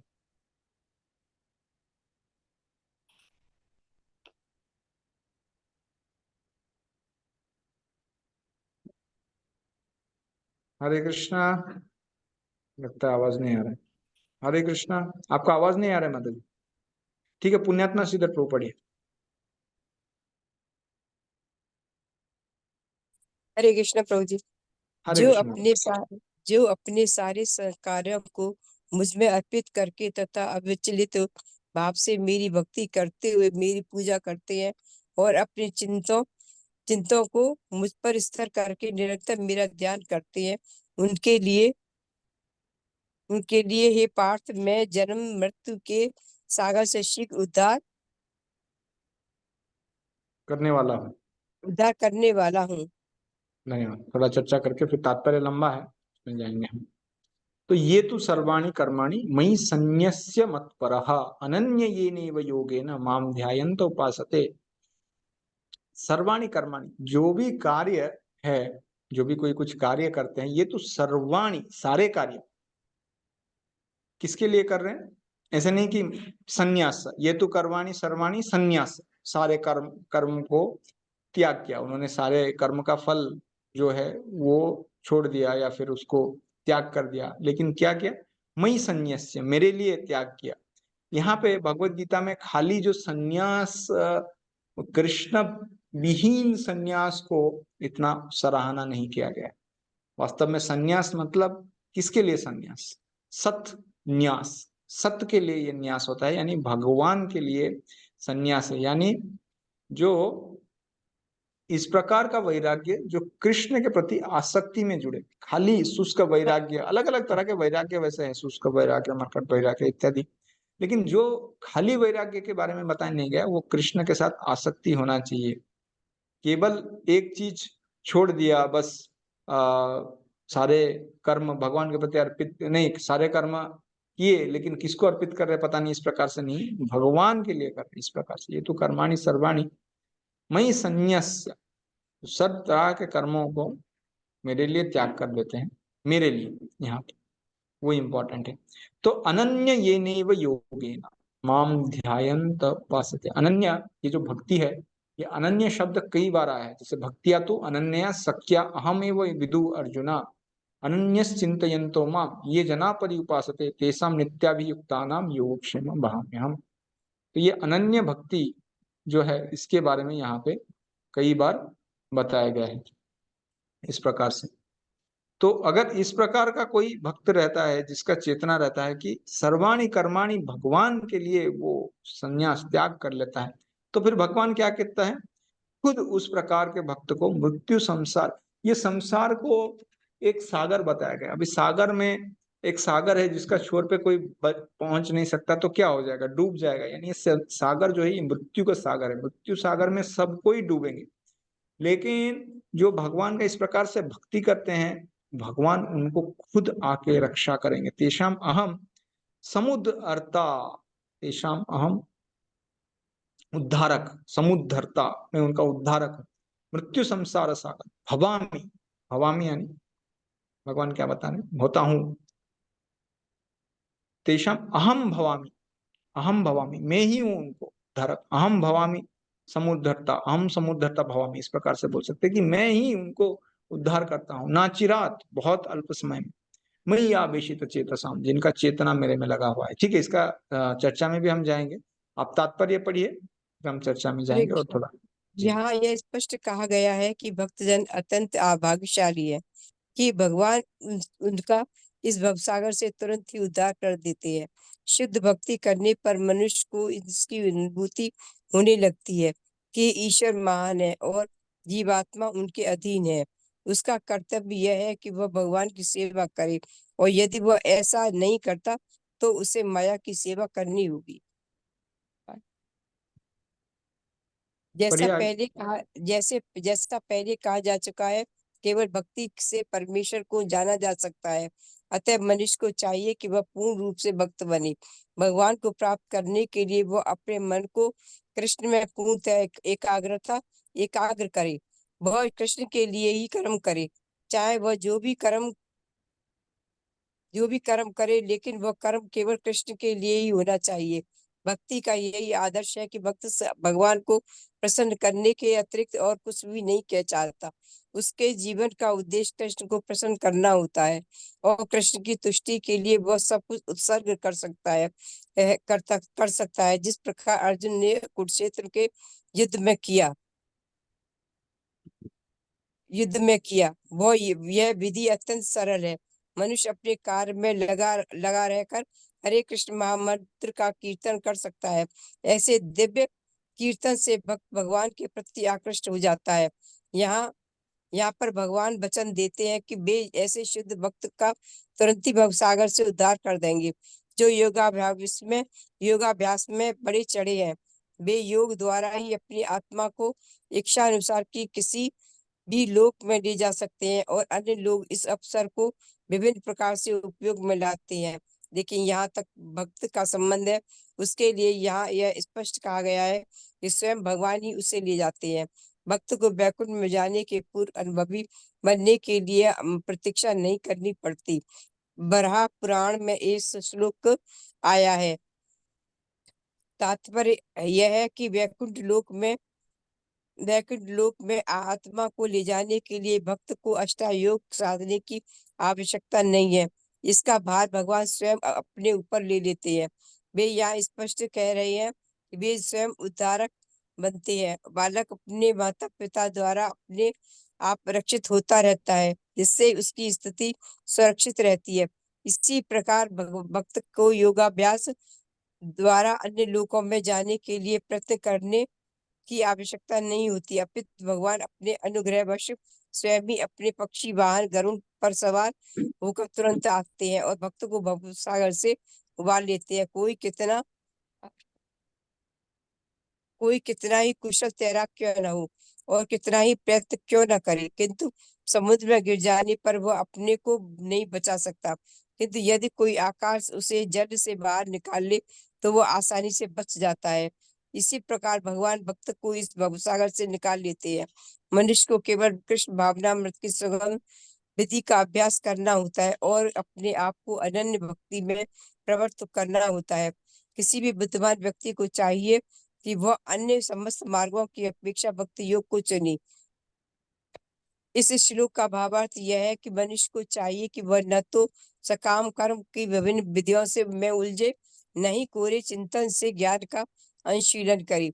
जो परम भगवान की भक्ति में लीन है वह उन समस्त लक्ष्यों को प्राप्त करता है जो अन्य योग विधियों, चिंतन, अनुष्ठानों, यज्ञों, दान पुण्यों आदि से प्राप्त होने वाले भक्ति का यही विशेष वरदान है। केवल कृष्ण के पवित्र नाम हरे कृष्ण कृष्ण कृष्ण कृष्ण कृष्ण कृष्ण हरे हरे, हरे हरे राम राम हरे राम राम हरे हरे का कीर्तन करने से ही भक्त सरलता तथा सुख पूर्वक परम धाम को पहुंच सकता है। लेकिन इस धाम को अन्य किसी धार्मिक विधि द्वारा प्राप्त नहीं किया जा सकता। भगवत गीता का निष्कर्ष 18वें अध्याय में इस प्रकार व्यक्त हुआ है।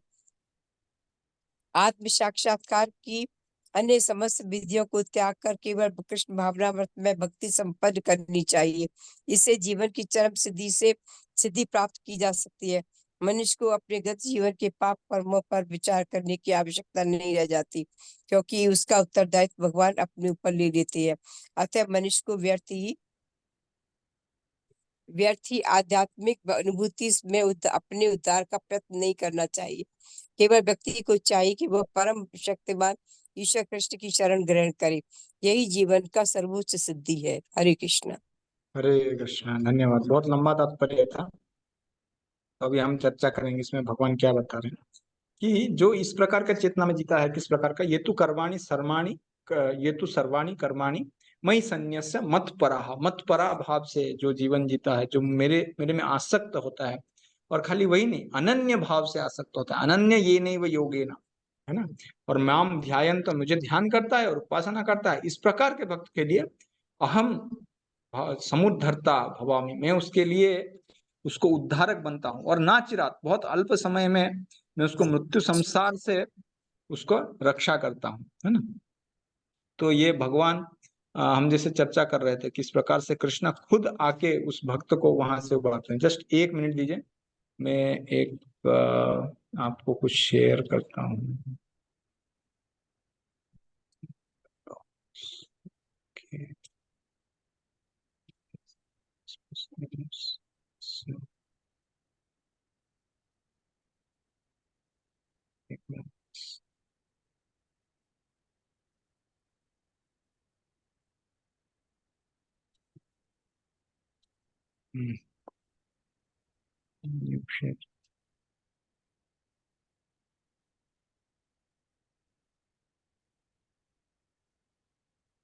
एक मिनट।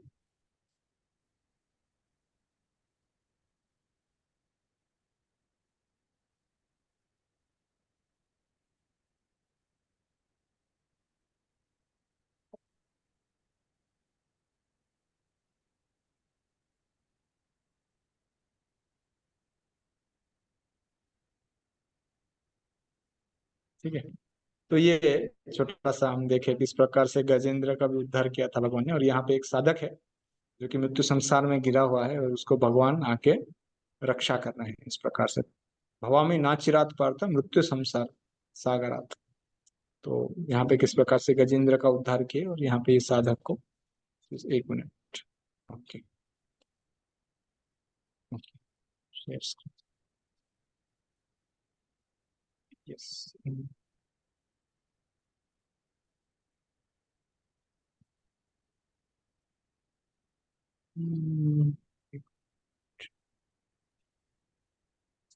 Share screen. ओके। ये तो कर्माणि सर्वाणि मयि संन्यास तेषाम अहम समुद्धरता, इस प्रकार के भक्त को भगवान खुद आके संसार सागर से रक्षा करते हैं। और नाचिरात, नाचिरात यानी बहुत जल्दी भगवान आके रक्षा करते हैं, उसमें बहुत समय नहीं लगता है। अभी कोई पूछ सकता है कि कितना समय लगेगा। नाचिरात यानी कितना, एक कल परसों तरसों, 10 साल बाद, 50 साल बाद, लेकिन वो कुछ भी हो सकता है उसमें। आ, वो जितना भी समय हो, जितना भी समय में भगवान उद्धार करते हैं, वो हम जितने अनंत काल से इस ब्रह्मांड, इस संसार में पड़े हुए हैं, उसके तुलना में वो बहुत ही छोटा है। नाचिरात ही बहुत छोटा काल है। जैसे भक्ति रसामृत सिंधु में, भक्ति रसामृत सिंधु में एक उदाहरण आता है कि जैसे कोई फूलों का माला बनाते हैं, तो किसी किसी को अगर इसका ये एक्सपीरियंस होगा, तो कभी कभी फूल के पंखुड़ियों को, 5 पंखुड़ियों को एक साथ वो सुई में डाल देते हैं और धागा में लेके खींच लेते हैं, और फिर से 5, ऐसे करके 100 आप इमीडिएटली कर सकते हैं। कितना समय लगेगा? 5 पंखुड़ियों को, मान लीजिए गुलाब के 5 पंखुड़ी है, उसको आप गार्लैंड में डालना चाहते हैं या फूलहार में डालना चाहते हैं, 5 पंखुड़ी पकड़ा और एक बार में वो सुई अंदर गया, बाहर आ गया, और वो अंदर खींच लिया आपने। लेकिन यहाँ पे देखिए, पहला पंखुड़ी में अगर स्लो मोशन में देखेंगे तो पहला पंखुड़ी में सुई गया, वो घुस के उसके दूसरी तरफ बाहर आया, दूसरा पंखुड़ी का इस तरफ घुसा, फिर उसके पीछे से बाहर आया, तीसरा पंखुड़ी को इस तरफ से घुसा और फिर बाहर आया, चौथा और पांचवा। इस प्रकार से 5 पंखुड़ी को एक एक करके वो सुई ने भेदन किया। लेकिन दिखता कैसे है? एक बार में हो गया, फट से हो गया, आपके लिए 2 सेकंड में हो गया, 1 सेकंड में हो गया। तो उस प्रकार से हालांकि एक एक एक एक पंखुड़ी को वो सुई भेद कर रहा है, लेकिन दिख रहा है जैसे कि एक साथ 5 जा रहा है उसमें। तो ये नाचिरात लग रहा है कि नाचिरात जल्दी हो गया, बाहर से दिख रहा है कि जल्दी हो गया उस प्रकार से, लेकिन भक्त उस तरफ है तो उसको लगता है कि बहुत साल लग रहा है, बहुत समय लग रहा है। इस प्रकार से उदाहरण देके समझाते हैं कि ये बहुत समय नहीं लगता है, हालांकि हमें लगता है। तो अभी ये कोई भक्त के लिए नाचिरात हो सकता है 10 साल हो, कोई भगवत भक्ति में बहुत आगे, जैसे अनर्थ निवृत्ति का जो स्तर है उसमें बहुत समय लग सकता है। तो किसी को लग सकता है कि अरे भगवान इतना जल्दी मेरे हृदय से ये अनर्थों को दूर क्यों नहीं कर रहे हैं। तो किसी के लिए 10 साल लग सकता है, किसी के 50 साल लग सकता है, किसी के लिए 3 जन्म लग सकता है, लेकिन जो भी हो उसमें भगवान को दोष नहीं देना चाहिए। अरे ये भक्ति का प्रत ये काम करता है कि नहीं करता है, अरे मैं इतना कर रहा हूँ, 10 साल हो गया भक्ति कर रहा हूँ, 20 साल हो गया भक्ति कर रहा हूँ। लेकिन ये प्रश्न पूछने से पहले हमें पूछना चाहिए कि क्या हम 6ठा श्लोक अपने जीवन में अनुशीलन कर रहे हैं, यानी ये तो सर्वाणि कर्माणि, सारे कार्य एकदम बिना किसी स्वार्थ के भगवान के लिए करना, या अनन्य भाव से भगवान का भक्ति करना, केवल भगवान का प्रसन्नता के लिए भगवत भक्ति करना, क्या इस प्रकार से हम भक्ति कर रहे हैं? हाँ, अगर कर रहे हैं तो वो हमारा कार्य है, वो हमारा ड्यूटी है। अभी कब भगवान तेसा समुद्धरता करते हैं, ये भगवान के ऊपर है। इसमें हम उनको कोई फोर्स नहीं कर सकते। जैसे कहा जाता है अंग्रेजी में कि nobody can force himself into the kingdom of God. कोई भी ऐसे जाके वैकुंठ के दरवाजे में, कहा जाता है इस प्रकार से कि कोई जाके वहां पे लात प्रहार नहीं कर सकता है, खोलो दरवाजे को आ गया मैं, ऐसा नहीं होता है। हमारा जो ये स्थिति रहता है साधक का, कई बार ऐसा रहता है, अरे दर्शन भगवान के टाइम पे खुलने चाहिए, या फिर इस प्रकार से। एक बार मायापुर में कई भक्त खड़े थे और कीर्तन कर रहे थे, तो स्पेशल फेस्टिवल था उस समय, तो दर्शन बंद थे भगवान के, तो पुजारी लोग भगवान का श्रृंगार कर रहे थे, अवश्य उसमें समय लगता ही है। तो सभी भक्त क्या करते हैं, जब दर्शन नहीं खुलता है तो कीर्तन करते रहते हैं, यानी भगवान का एक उत्कंठा से उनके लिए वो लोग वेट करते रहते हैं कि कब ये दर्शन खुलेगा, कब दर्शन खुलेगा, और तब तक भगवान के नामों का कीर्तन करते रहते। तो एक जन ने उसमें से बोला, अरे खोल दो दर्शन को, क्या है, हम इतना देर वेट करेंगे क्या? तो फिर एक महाराज ने उनको बोला कि, इस्कॉन के ही सन्यासी ने बोला कि भगवान जो है वो स्वतंत्र ईश्वर है, वो चाहे तो वो दर्शन देंगे, नहीं चाहे तो दर्शन नहीं देंगे, हम उनको डिमांड नहीं कर सकते, अरे खोलो दर्शन को। इस प्रकार से हमारा चेतना नहीं होना चाहिए, या फिर उसी भाव से भी डिमांड नहीं करना चाहिए भगवान से कि अरे मैं तो इतना साल से भक्ति कर रहा हूँ, आप कुछ कर रहे हैं क्या? नहीं, उसे देखना चाहिए कि हम अपने जीवन में कितना हमने पालन किया है, क्या सब सारे चीज कृष्ण के प्रसन्नता के लिए किया है, क्या सब चीज भगवान के लिए ही किया है। इस प्रकार से अगर इस प्रकार से किया है, तब भगवान जब भी ये करेंगे। तो यहाँ पे बहुत सुंदर एक चीज कहा है कि अलग अलग कार्य रहते हैं मंदिर में, जो हम पिछले श्लोक में, द्वितीय श्लोक में प्रभुपाद बताते हैं। कोई मंदिर साफ करता है, कोई मंदिर बनाता है, कोई फूल तोड़ता है, कोई मार्केट से कुछ तोल के लाता है। तो ये सारे जो सेवा कृष्ण कर्म कहलाते हैं, या कृष्ण की सेवाएं होती है। इसमें चेतना यही रहता है कि कृष्ण के प्रसन्नता का लिए कर रहे हैं। और यहाँ पे देखने लायक और एक चीज है, प्रभुपाद यहाँ पे लिखते हैं, ऐसे दिव्य कीर्तन से भगवान के प्रति आकृष्ट हो जाता है, भक्त भगवान के प्रति आकृष्ट हो जाता है। यानी हम प्रामाणिक तरीके से ध्यान पूर्वक, भक्ति पूर्वक, प्रार्थना पूर्वक भगवान की प्रसन्नता के लिए इस प्रकार से अगर हम भगवान का नामों का जप और कीर्तन करेंगे, तो फिर भगवान के प्रति जो आकर्षण है हमारा, वो धीरे धीरे बढ़ेगा। और ये आकर्षण बढ़ने से क्या होगा, भौतिक आकर्षण धीरे धीरे घट जाएगा। यार वास्तव में भगवान इतने सुंदर है, भगवान इतना सुंदर लीलाएं करते हैं, इतना इतना दयालु हैं, इतना कृपालु हैं, हमें भक्ति का मार्ग प्रदान किया है, खुद प्रदान कर रहे हैं, अपना नाम प्रदान कर रहे हैं, तो उसके प्रति आकर्षण हमारा बढ़ेगा। और इस श्लोक में भावार्थी नारायणी में कहा गया है कि मनुष्य को जो भी चाहिए वो सकाम करने के, मनुष्य को चाहिए कि वो ना तो सकाम कर्म के विभिन्न विधियों में उलझे, ना ही कोरे चिंतन का ज्ञान में अनुशीलन करे। तो 8वें अध्याय का अंतिम श्लोक में हमने देखा था, वेदेषु यज्ञेषु तपस्सु चैव दानेषु यज्ञेषु पुण्य फलम प्रतिष्ठम। तो जो भी कुछ बाकी मार्ग से प्राप्त हो सकता है, ये सारे भक्ति के मार्ग में प्राप्त हो सकते हैं, यानी भक्ति में कोई भी लॉस नहीं होता है। वास्तव में यहाँ तक भी कहा जाता है कि मुक्ति मुकुलितांजलि सेवते अस्मात् धर्म अर्थ काम समय प्रतीक्षा। कि कोई राधा गोविंद जी का, कोई गोविंद का सेवा कर रहा है, कोई अनन्य भाव से कर रहा है, तो मुक्ति मुकुलितांजलि, इस प्रकार से हाथ जोड़कर खड़ा हुआ है शुद्ध भक्त के सामने कि कब भक्त मुझे ग्रहण करेगा। इसलिए भक्त तो मुक्ति ग्रहण नहीं करता है, और धर्म अर्थ काम समय प्रतीक्षा, वो तो समय की प्रतीक्षा कर रहे हैं। शायद कभी ये भक्त आके धर्म अर्थ और काम के प्रति अगर उसका कोई अभिलाषा हुआ तो उसके सेवा में लग जाएंगे। एक तो मुक्ति हाथ जोड़कर खड़ी है और बाकी लोग समय प्रतीक्षा कर रहे हैं। यानी वो धर्म अर्थ काम मोक्ष को शुद्ध भक्त या शुद्ध भक्ति उनको दास में परिणत कर देता है। और किस प्रकार का दास में परिणत करता है कि वो उसको चाहिए ही नहीं। अगर उसको चाहिए तो भगवान दे सकते हैं। जैसे भागवत में एक श्लोक आता है, तृतीय अध्याय का 29वां श्लोक, 29वां अध्याय का 13वां श्लोक, सालोक्य साष्टि सामीप्य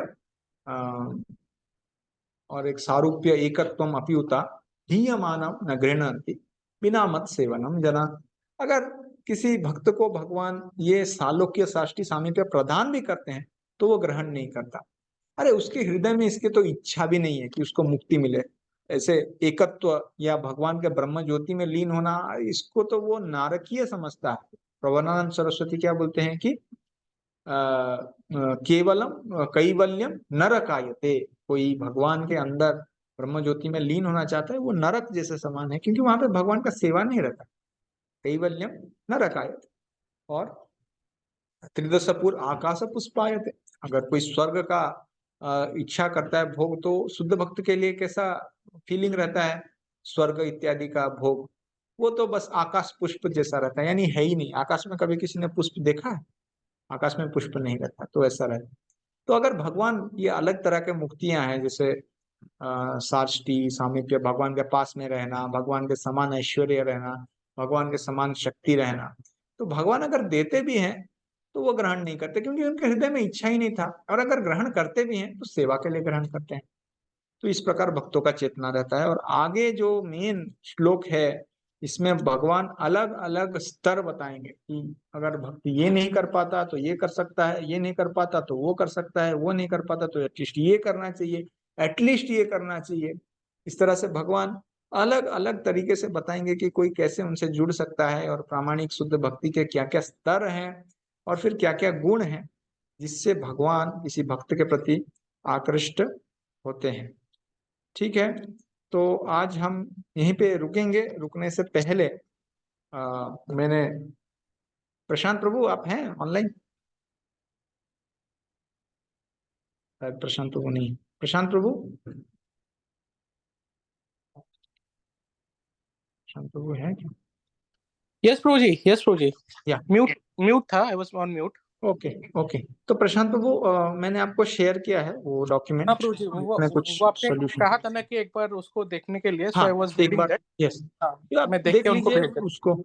मैं उसको पेस्ट कर पाया, I could just paste it in the word, मुझे और कुछ फॉर्मेट नहीं मिला लिखने के लिए।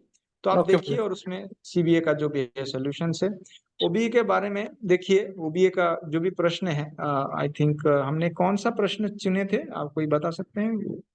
ध्यान में नहीं। एक मिनट जाता हूँ यहाँ पे। Prashant Prabhu, I had sent you the WhatsApp if you have. और जी प्रभु जी, प्रभु जी तीसरा नंबर और 9 नंबर है, 3 नंबर और 9 नंबर है। हाँ, वो प्रश्न, एक मिनट, 3 नंबर। हाँ एक मिनट, हम जाते हैं वहां पर। एक मिनट। आपने प्रभु जी सीबीए चैप्टर 10-12 का भेजा है आपने? वो तो ठीक है, I am speaking about OBA. मैंने क्वेश्चंस भेजे थे, तो ओबीए। हाँ, yes yes, coming down. Yes, यहाँ पे कौन सा 3 नंबर और 3 नंबर भेजे थे, और दूसरा 9 नंबर। 9 नंबर, ठीक है। Yes yes, okay. तो देखिए, सीबीए लिखने का, सॉरी ओबीए लिखने का कैसा तरीका रहता है कि पहले ये श्लोकों का तात्पर्य पढ़ना रहता है, ठीक है, जो तीसरे अध्याय का 10वां और 16वां श्लोक से 16वां श्लोक है, 7वां अध्याय का 20 से लेके 23वां। हरे कृष्णा, कोई कुछ बोलना चाहते हैं? मैं बोल देता हूँ, उसके बाद किसी को प्रश्न है तो पूछ लीजिए।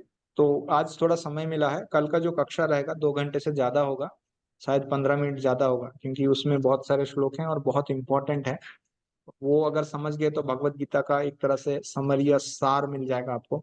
स्पेशली 12वां अध्याय का 8वां श्लोक से लेके 12वां श्लोक तक तो कल सभी आइए। और कल वैसे आखिरी कक्षा भी है, कल ज्यादा समय नहीं रहेगा, आज थोड़ा सा समय है, हम इसको चर्चा करके कक्षा को यहाँ पे विराम देंगे। तो उससे पहले ये चर्चा करते हैं कि ओबीए कैसे लिखते हैं। देखिए, ओबीए में पहले आप ये श्लोकों का तात्पर्य को पढ़िए। पहले प्रश्न को 2-3 बार, भगवत गीता में क्या पूछा है इस प्रश्न में, कि तात्पर्य और उपमाओं का संदर्भ में देवी देवताओं का उपासना की समुचित समझ को अपने शब्दों में व्याख्या कीजिए। तो सबसे पहले ये प्रश्नों को 3 बार पढ़ना चाहिए कि क्या बताया गया है, कि देवी देवताओं का उपासना का समुचित समझ हमें प्रकट करना है। ये सारे तात्पर्यों में जो दी गई संदर्भ है या फिर जो उपमाएं हैं उसको इस्तेमाल करके, तो इसको पढ़ना है कि क्या देवी देवताओं। तो अभी आप जब आंसर चालू करेंगे तो उसको अलग अलग विभाग कर सकते हैं। जब भी आप एक ओबीए या ओपन बुक असाइनमेंट लिखते हैं, उसका एक इंट्रोडक्शन होना चाहिए और उसका एक कंक्लूजन होना चाहिए, और बीच में 2-3 आप 4-5 पॉइंट्स लिख सकते हैं, और ये पॉइंट्स ये प्रश्न के उत्तर डायरेक्टली है। ठीक है, तो जैसे देवी देवताओं का पूजा, इसका कोई श्लोक में दिया गया है, क्या ये नित्य है या क्या शाश्वत है, क्या अशाश्वत है, तो उसको एक पॉइंट कर सकते हैं आप। देवी देवताओं का पूजा का फल शाश्वत है, शाश्वत नहीं है, मैं बोल रहा हूँ, शाश्वत है या अशाश्वत है, जो भी है। और फिर उस हेडिंग के नीचे 2 लाइन लिखिए तात्पर्य से, या तो 1 लाइन तात्पर्य से डायरेक्टली कोट कीजिए। ये ध्यान में दीजिए कि तात्पर्य के लाइन अगर डायरेक्टली कॉपी पेस्ट करते हैं तो कभी कभी उसमें आपको नंबर नहीं मिलते हैं। आपको अपने भाषा में ये उत्तर लिखने हैं, अपने भाषा में, अपने समझ में। ऐसा नहीं कि डायरेक्ट वहां से कॉपी किया और पेस्ट कर दिया, गीता से उत्तर डायरेक्ट लिख दिया, तो उसमें नहीं है। क्योंकि ये बोध, आपका बोध को आपने कितना समझा है गीता, इसको, इसका एक माप के लिए ये प्रश्न दिए गए हैं। ठीक है, तो देवी देवताओं का पूजा शायद शुद्ध भक्त करते हैं, या जिनका हृदय में काम भरा हुआ है वो करते हैं, इस प्रकार का एक पॉइंट रह जाएगा। तो उसके बारे में प्रभुपाद क्या बताते हैं श्लोक में, उत्तर में क्या बताते हैं, या देवी देवताओं के बारे में जो उनका श्रद्धा है, वो श्रद्धा देवी देवताएं देते हैं या कृष्ण देते हैं, ये एक पॉइंट हो गया, उसको अलग से लिखना है। तो ऐसे 4-5 हेडिंग दे दीजिए, और हेडिंग के नीचे 1-1, 2-2 लाइन, 1-1, 2-2 लाइन लिखेंगे ना, तो बहुत सुंदर ओबीए हो जाएगा। बहुत सरल है। स्टार्टिंग कीजिए कि भगवान देवी देवताओं का पूजा के बारे में 3 अध्याय में क्या बोलते हैं, करना चाहिए नहीं करना चाहिए, और आगे आके 7वें अध्याय में क्या बोलते हैं, और अंत में कंक्लूजन दीजिए कि देवी देवताओं का पूजा के बारे में क्या बताया गया है। क्या भगवान बोलते हैं गीता में कि देवी देवताओं को पूजा करो या नहीं करो, या नहीं करो तो क्यों नहीं करो, करो तो क्यों करो। ऐसा पहला इंट्रोडक्शन 3-4 लाइन और कंक्लूजन 3-4 लाइन, और बीच में कुछ 7-8 पॉइंट्स होने चाहिए। पॉइंट्स यानी जो मेन तत्व हैं, जो तत्व हैं देवी देवताओं के पूजा के बारे में भगवान जो बताते हैं। जिनका हृदय में मेरे प्रति शुद्ध भक्ति है, जिनका हृदय हृत ज्ञान है, वो किसका पूजा करते हैं, देवताओं का पूजा करते हैं, मेरा पूजा करते हैं, वो एक पॉइंट लिख सकते हैं। देवी देवताओं का पूजा करने वाले को भगवान हृत ज्ञाना बोलते हैं, ऐसा करके मेन पॉइंट हो गया। उसके नीचे, क्योंकि इस प्रकार के व्यक्ति अत्यधिक काम भावना से पूरित होने के कारण उनका भौतिक इच्छाएं पूर्ति करने के लिए देवताओं के पास जाते हैं, क्योंकि देवता बहुत जल्दी उनका भौतिक इच्छा पूर्ति करते हैं। लेकिन कृष्ण कभी कभी भौतिक इच्छा पूर्ति नहीं करते, अगर वो साधक का जीवन के लिए अच्छा ना हो। तो ये मैंने आपको उदाहरण दे दिया, एक पॉइंट तो मैंने बता दिया उत्तर का। इस प्रकार से अलग अलग पॉइंट आप बना के वो उत्तर लिख सकते हैं। तो ये हो गया 3 नंबर प्रश्न का उत्तर, या फिर कैसे लिखना है। और 9 नंबर प्रश्न का उत्तर, चतुश्लोकी गीता के संस्कृत शब्दों और उक्तियों और प्रभुपाद के तात्पर्य को विशेष रूप से संदर्भ लेकर अपने शब्दों में स्वयं की व्यक्तिगत प्रयोग का संगत सिद्धांतों को प्रस्तुत कीजिए। और एक बार पढ़ते हैं चतुश्लोकी। चतुश्लोकी कहाँ पे है, 10वें अध्याय का 8वां श्लोक, 8, 9, 10 और 11 का संस्कृत शब्द क्या है। अहम सर्वस्य प्रभवो मत्ता सर्वं प्रवर्तते इति मत्वा भजन्ते माम बुधा भाव समन्विता। इस प्रकार से अलग अलग 3 श्लोक है कि संस्कृत शब्दों और उक्तियों और प्रभुपाद के तात्पर्य में प्रभुपाद क्या बोलते हैं को विशेष रूप से संदर्भ लेकर अपने शब्दों में स्वयं का व्यक्तिगत प्रयोग। तो ये व्यक्तिगत उपयोग के बारे में ये श्लोक है, यानी ये श्लोक को मैं अपने जीवन में कैसे उतार सकता हूँ। जैसे एक मिनट, इसमें जल्दी आएगा। तो मच्चिता मद्गता प्राणा बोधयंत परस्परम कथयंतश्च माम नित्यम तुष्यन्ति च रमन्ति च।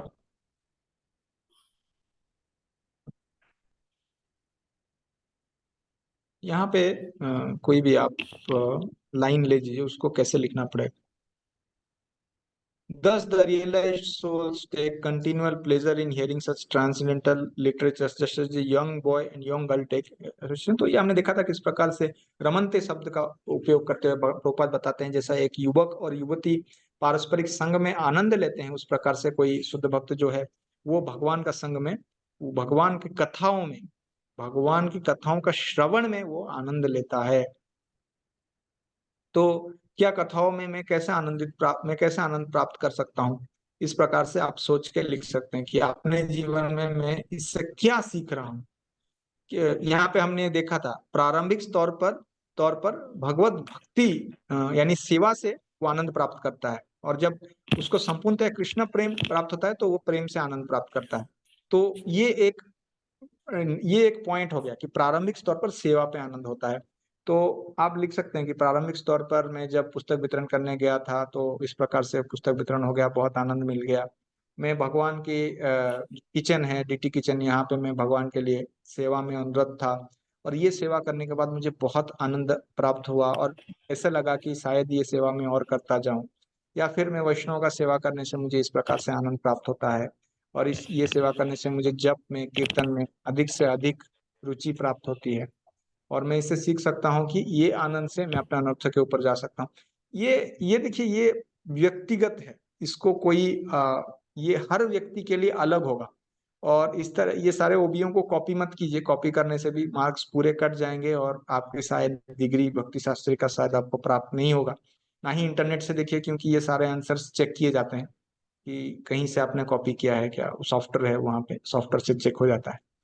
तो व्यक्तिगत आपका अनुभूति, आपका भक्ति में जो अनुभूति है कि इस प्रकार से प्रभुपाद जो भी मैं आपको 2 पॉइंट बताया कि आनंद लेना, भगवान का कीर्तन या कथा में आनंद लेना, इसको एक पॉइंट लेके आपके जीवन में इसको कैसे उतारना चाहते हैं, उसके बारे में आप लिख सकते हैं कि मैं समवयस्क भक्त या फिर समभावी भक्तों के साथ आके कुछ पढ़ना चाहता हूँ, गीता या भागवत का चर्चा करना चाहता हूँ, जिससे मेरा कृष्ण का कथा के प्रति आसक्ति और बढ़े। और बोधयन्तश्च परस्परम, तो बोधयन्त या कथयन्तश्च माम नित्यम तुष्यन्ति च रमन्ति च, तो कथयन्तश्च माम नित्यम, तो जब भी ऐसा हम सेवा में लग जाते हैं, हम कोई डीटी किचन का सेवा में लग जाते हैं या गार्लैंड का सेवा में लग जाते हैं, तो प्रजल्पा करने के जगह पे या यहाँ क्या हुआ वहां क्या हुआ उसके बारे में चर्चा करने की जगह मैं भगवान के बारे में कल क्या सुना, भगवान के बारे में कल क्या चर्चा हुआ, या मैंने एक्स्ट्रा माला जप किया, या मैं भगवान के बारे में ये जाना, प्रभुपाद पुस्तक पढ़ा, उसके बारे में चर्चा करना चाहता हूँ। इसको बोलते हैं व्यक्तिगत प्रयोग। ये अलग होगा, ये तो मैंने साधारण रूप से एक बताया है आप लोग के लिए, तो ये व्यक्तिगत है। तो अलग अलग भक्त अपना अलग अलग पॉइंट्स निकाल के बोधयन्तस, भगवान की सेवा में लगने के बाद भगवान ने इस प्रकार से मुझे बुद्धि प्रदान की कि मैं ये सेवा कर सकूं, मुझे तो लगता नहीं था कि मैं ये सेवा कर पाऊंगा, लेकिन भगवान ने बुद्धि प्रदान की। तो इस प्रकार से कोई भी व्यक्तिगत अनुभव है, सबका अलग होगा, और अपनी भाषा में लिखिए, लेकिन वो अनुभव इस 4 श्लोक का शब्द या उसका ट्रांसलेशन या तात्पर्य के आधार पर होना चाहिए। श्लोक का शब्द, श्लोक का अनुवाद, यानी श्लोक का शब्दों का अनुवाद, श्लोक का अनुवाद, और तात्पर्य से कोई लाइन लेके उसको पहले लिखिए अपने भाषा में, और उसके आधार पर अपने व्यक्तिगत अनुभव लिखिए। ये अपना खाली व्यक्तिगत अनुभव वैसा या आध्यात्मिक अनुभव मत लिखिए। तो ठीक है, मेरे ख्याल से मैंने ओबीए के बारे में भी पूछ लिया, तो किसी को लास्ट में कुछ प्रश्न है पूछ सकते हैं। ओबीए के बारे में, सीबीए तो मैंने शेयर किया हुआ है, और एग्जाम के डेट्स के बारे में जो भी डिटेल्स हैं अभी प्रशांत प्रभु देख रहे हैं, कल ही आज ही मेरा नरसिंह अवतार प्रभु से बात हुआ है। तो किसी को आज जो हमने चर्चा किया उसके बारे में, या ओबीए का जो हमने चर्चा किया उसके बारे में कोई प्रश्न है तो पूछिए, थोड़ा समय देता हूँ। किसी का कोई प्रश्न है? हरे कृष्ण प्रभु जी। प्रभु जी 10वें और 11वें की रिकॉर्डिंग नहीं आई है। इसका 10वें और 11वें कौन सा 10वां और 11वां माता जी? 10वां अध्याय और 11वें अध्याय की रिकॉर्डिंग नहीं आई। हाँ, वो प्रशांत प्रभु देखेंगे उसका रिकॉर्डिंग। वैसे आप तो प्रेजेंट है, रिकॉर्डिंग का नहीं, मैं यहाँ पे ओबीए और सीबीए के बारे में पूछ रहा हूँ। ठीक है नंदरानी माता जी, और उसके बाद उषा वाले माता जी, 2 ही प्रश्न पूछिए। कुछ प्रश्न है इस हमने जो चर्चा किया इसके बारे में। सॉरी प्रभु जी, मेरा it is related to the exam. मेरा सर्जरी हुआ है प्रभु जी, तो I am not allowed to sit for long hours, और वॉक तो मुझे बिल्कुल भी अलाउड नहीं है because I am on bed rest. तो मुझे आपका ईमेल आईडी चाहिए था प्रभु जी, बिकॉज मुझे बीवीआरबी में मेल लिखना था। मेरा पिछला वाला भी एग्जाम इसीलिए रुका था बिकॉज इट्स बीन 3.5 months मैं बेड रेस्ट पे हूँ प्रभु जी। तो आई वांटेड टू मेल कि मैं अप्रैल में I clear my all exams. मेरे हिसाब से अप्रैल तक मुझे थोड़ा चलना अलाउड होगा प्रभु जी। ठीक है माता जी, that is not a problem. Prashant Prabhu is the coordinator for the exams. I think उनका व्हाट्सएप अगर आपके पास है, आप प्रशांत प्रभु। प्रभु जी लास्ट टाइम मैंने क्या किया था, जो पिछली बार प्रभु जी थे ना उनको, और नरसिंह अवतार प्रभु जी ठीक है, को, मैं शेयर कर दूंगा मेल आईडी में प्रशांत प्रभु सबको को शेयर कर ईमेल दूंगा। आईडी बीवीआरबी में कॉपी हाँ, में रख के ईमेल किया था मैं प्रभु जी। मैं डाल देता हूँ प्रशांत प्रभु आपको मेल आईडी, उसमें आप कर सकते हैं। ठीक है, यस ठीक है। Thank you so much. Hare Krishna, धन्यवाद। हरे कृष्ण। उषा वाली माता जी, आपको कोई प्रश्न है? हरे कृष्ण प्रभु। हरे मेरा कृष्ण। भी एग्जाम से रिलेटेड है, क्योंकि मेरा ना 1 महीना हो गया, लेकिन मेरा ना हेल्थ इश्यू चल रहा है। तो मैंने मतलब मैं एग्जाम से दूंगी 16 to 17 को, लेकिन ओपन बुक थोड़ा टाइमली नहीं जमा करा पाऊंगी। हाँ, तो ये है मेरा। एग्जाम रिलेटेड जो भी है ना, उसका अभी आज ही नरसिंह अवतार प्रभु ने बोला है, आपका सारा कंसर्न आप प्रशांत प्रभु को व्हाट्सअप कर सकते हैं, आप लोग ग्रुप में हैं। तो ये है, उसको छोड़ के। और हाँ, रीता साहू माता जी, ठीक है, बोलिए आपका क्या प्रश्न? प्रभु जी, मुझे भी एग्जाम के बारे में ही पूछना। प्रभु जी, आपने कहा था ना कि भी एग्जाम इस हफ्ते होंगे, अगला हफ्ता वो होगा स्लो का। हाँ, लेकिन प्रभु ने मैसेज डाला कि 16 को सीबी, 17 को स्लो का। क्या होगा 16 को? सीबी वाला एग्जाम होगा, 17 को स्लो का। ऐसा अभी है क्या? एग्जाम के बारे में मैं तो इसका ये नहीं कर रहा हूँ, प्रशांत प्रभु और नरसिंह अवतार प्रभु कर रहे हैं। आप उनके साथ थोड़ा ये कीजिए। मैं विषय के बारे में, अगर ओबीए सीबीए जो मैंने डिस्कस किया उसके बारे में कोई प्रश्न है आपको, काफी भक्त पूछ रहे थे सीबीए कैसे लिखना है उसके बारे में, तो डेट्स तो है। अब हमने चर्चा भी की है काफी बार। श्लोक ज्यादा मुश्किल नहीं है। देखिए, श्लोक भी अगर याद रखना है, सभी भक्तों को मैं बता देता हूँ आप कैसे इजीली याद रख सकते हैं। मान लीजिए तेषाम अहम समुद्धरता मुझे याद रखना है, कोई भी याद रख सकते हैं। इसका बहुत सरल तरीका गौरांग प्रभु बताते हैं, ध्यान से देखिए। पहले इस श्लोक का एक एक शब्द का उत्तर मुझे मीनिंग आना चाहिए। जैसे तेषाम, तेषाम यानी क्या? उनका। अहम, अहम यानी कौन? मैं यानी कृष्ण। समुद्धरता, समुद्धरता यानी उद्धारक। ऐसा करके आप सारे शब्दों का पहले मीनिंग याद कर लीजिए, या लिख लीजिए, या फिर समझ जाइए, आपके भाषा में समझ जाइए कि ये शब्द। फिर उस श्लोक का जो पद है, 4 पद रहता है, तो उसको 4 में डिवाइड कीजिए, और एक एक पद को 3 बार दोहराइए। जैसे तेषाम अहम समुद्धरता, तो इस श्लोक को अगर मुझे याद करना है, मैं कैसे याद करूंगा? पहले इसको बोलूंगा, तेषाम अहम समुद्धरता, तेषाम अहम समुद्धरता, तेषाम अहम समुद्धरता। 3 बार हो गया। ये गौरांग प्रभु ने सीसी चैतन्य चरितामृत का क्लास का ओवरव्यू में प्रैक्टिकल करा के दिखाया है भक्तों को। तो मैं वही बता रहा हूँ आपको जो मैंने सुना था। ये 3 बार हो गया। अभी मृत्यु संसार सागरात, मृत्यु संसार सागरात, मृत्यु संसार सागरात, 3 बार हो गया। अभी पूरा उसको तेषाम अहम समुद्धरता मृत्यु संसार सागरात, तेषाम अहम समुद्धरता मृत्यु संसार सागरात, इस प्रकार से 3 बार। और फिर अंत में पूरा श्लोक को 3 बार। जब तक आप ये करेंगे, पूरा श्लोक आपको याद आ जाएगा। कुछ दिक्कत नहीं है श्लोक में, श्लोक काफी इजी दिए हुए हैं आपको। ठीक है प्रभु जी, ओपन बुक जमा करने के लिए थोड़ा समय और देना चाहिए। वो आप अगले वो बात कर लीजिए। आप प्रशांत प्रभु को बोलिए, वो नरसिंह अवतार प्रभु से बात करेंगे। तो उसका तो मैं देखता नहीं हूँ, क्योंकि मेरा सेवा है आप सबके साथ भगवत गीता के बारे में जो क्लास है वो देना। बाकी का चीज वो कोऑर्डिनेटर जो है वो देखते हैं, मैं तो उसको ये नहीं कर सकता। आज ही नरसिंह अवतार प्रभु ने बोला कि एग्जाम रिलेटेड किसी का भी कोई भी प्रश्न है तो वो उनसे बात कर सकते हैं। ठीक है, ठीक है प्रभु जी, हरे कृष्ण। ओके, हरे कृष्ण। ठीक है, अनुभव माता जी, आपका क्या प्रश्न? हरे कृष्णा प्रभु जी। प्रभु जी, मेरा एक्चुअली कल की क्लास से रिलेटेड था क्वेश्चन। कल से ना ओके राधेश्याम प्रभु का वो कृष्ण रसायनम ओके। स्टार्ट हो रहा है जो कुंज बिहारी में है। तो प्रभु जी वो सीरीज है शायद 3 या 5 की, तो उसमें अब कल का एक दिन ऐसा आ रहा है जो क्लास उनका भी और ये भी सेम टाइम हो रहा है। तो इसको कुछ थोड़ा आगे पीछे कर सकते हैं ताकि दोनों अटेंड हो हमारा जाए। क्लास? हाँ, हाँ, आप रिकॉर्डिंग ले लीजिए भक्ति शास्त्री का अगर आपको चाहिए, या फिर राधेश्याम प्रभु का क्लास अगर आपको सुनना है, उसका रिकॉर्डिंग सुन सकते हैं, या फिर भक्ति शास्त्री का रिकॉर्डिंग सुन सकते हैं। टाइमिंग एक्चुअली सबके लिए है, और मैं भी परसों जा रहा हूँ तो वो मुश्किल होगा। I will not be able to change timing, तो यही रहेगा, आप रिकॉर्डिंग लेके सुन सकते हैं। ठीक है, ठीक है प्रभु जी। ओके, हरे कृष्ण। दिव्य रूपा माता जी, आपको क्या प्रश्न है? प्रभु जी, ये जो 9th क्वेश्चन है ना प्रभुपाद का, जो आपने बताया ना अभी, तो थोड़ा फिर से थोड़ा एक्सप्लेन करेंगे, थोड़ा समझ में नहीं आया प्रभु जी। वो कैसे? ओबीए का, हाँ, वो भी ये है जो प्रभु। चतुश्लोकी गीता, ये वाला? हाँ वो प्रभु जी, हाँ हाँ, थोड़ा और एक बार थोड़ा एक्सप्लेन से। ठीक है, देखिए यहाँ पे प्रभुपाद जो हम श्लोक देख रहे हैं यहाँ पे, जैसे चतुश्लोकी देख रहे हैं, अहम सर्वस्य प्रभवो मत्त सर्वम प्रवर्तते इति मत्वा भजन्ते माम बुधा भाव समन्वित। तो कि कोई अगर संपूर्णतः ये समझ जाता है कि भगवान सारे सृष्टि के स्रोत हैं और भगवान ही सृष्टि करता है, तो क्या होगा? उससे हमने क्या बताया था, वो जान जाएगा तो भजन भजन में लग जाएगा और बुधा हो जाएगा, और वो बुद्धिमान हो जाएगा और भाव से भगवान का सेवा करेगा।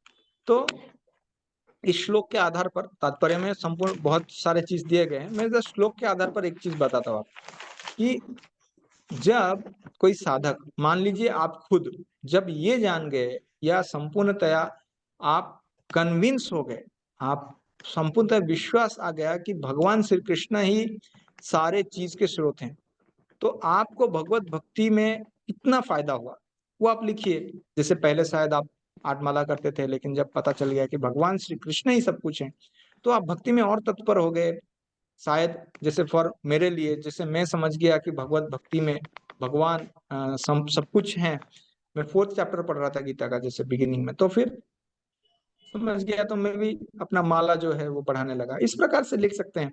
और तात्पर्य में कोई सेंटेंस प्रोपाद लिखते हैं, मत चित्ता मत गता प्राणा, जो मैंने बताया था आपको कि वो प्रारंभिक स्तर पर सेवा से आनंद लेते हैं और बाद में वो प्रेम में स्थित रहते हैं। तो सेवा में आनंद क्या प्राप्त होता है क्या भक्तों को? जैसे कोई भक्त है, उनको मैं जैसे समझा है कि सेवा से वो आनंद प्राप्त करते हैं। ये लाइन को पूरा पहले आप इंट्रोडक्शन लिखिए, मैंने जैसे फॉर्मेट बताया, इंट्रोडक्शन इन 2-3 लाइन लिखिए कि वो प्रश्न का क्या बता रहा है, आप क्या बताना चाहते हैं आपके उत्तर में। 2-3 लाइन में लिखे कि हम बताना चाहते हैं कि चतुश्लोकी जो गीता का है वो पढ़ने के बाद अपने जीवन में कोई कैसे उसको लागू कर सकता है, ये हम बताएंगे।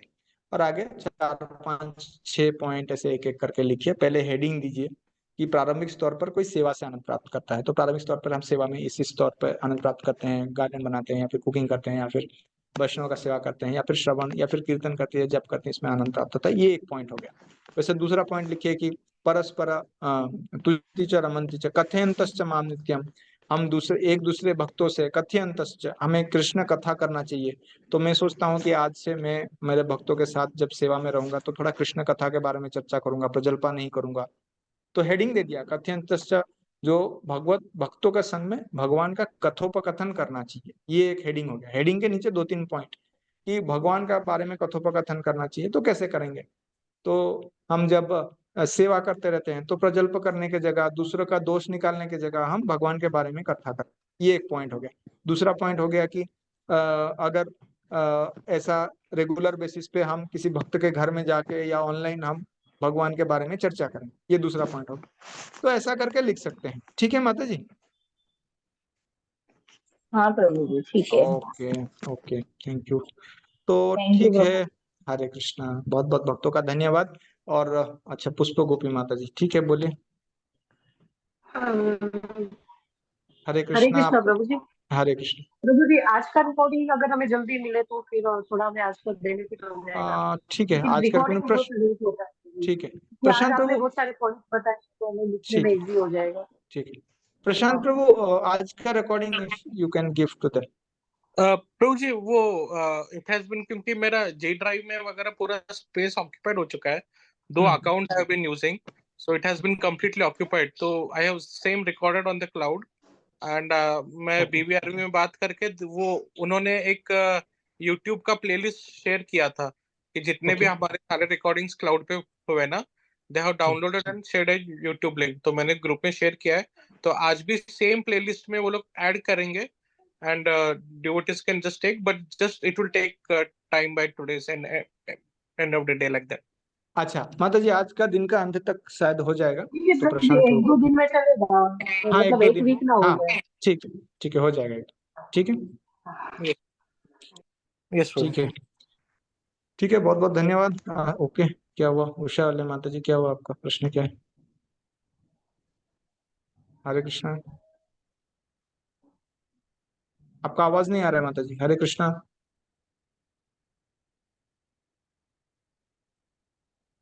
हरे कृष्णा, ठीक है शायद आवाज नहीं आ रहा है। ओके ठीक है। ग्रंथराज श्रीमद् भगवद गीता की जय, श्रील प्रभुपाद की जय, समस्त वैष्णव भक्त वृंद की जय, निताय गौर प्रेमानंदे। हरि हरि बोल। हरे कृष्णा। No, no, no.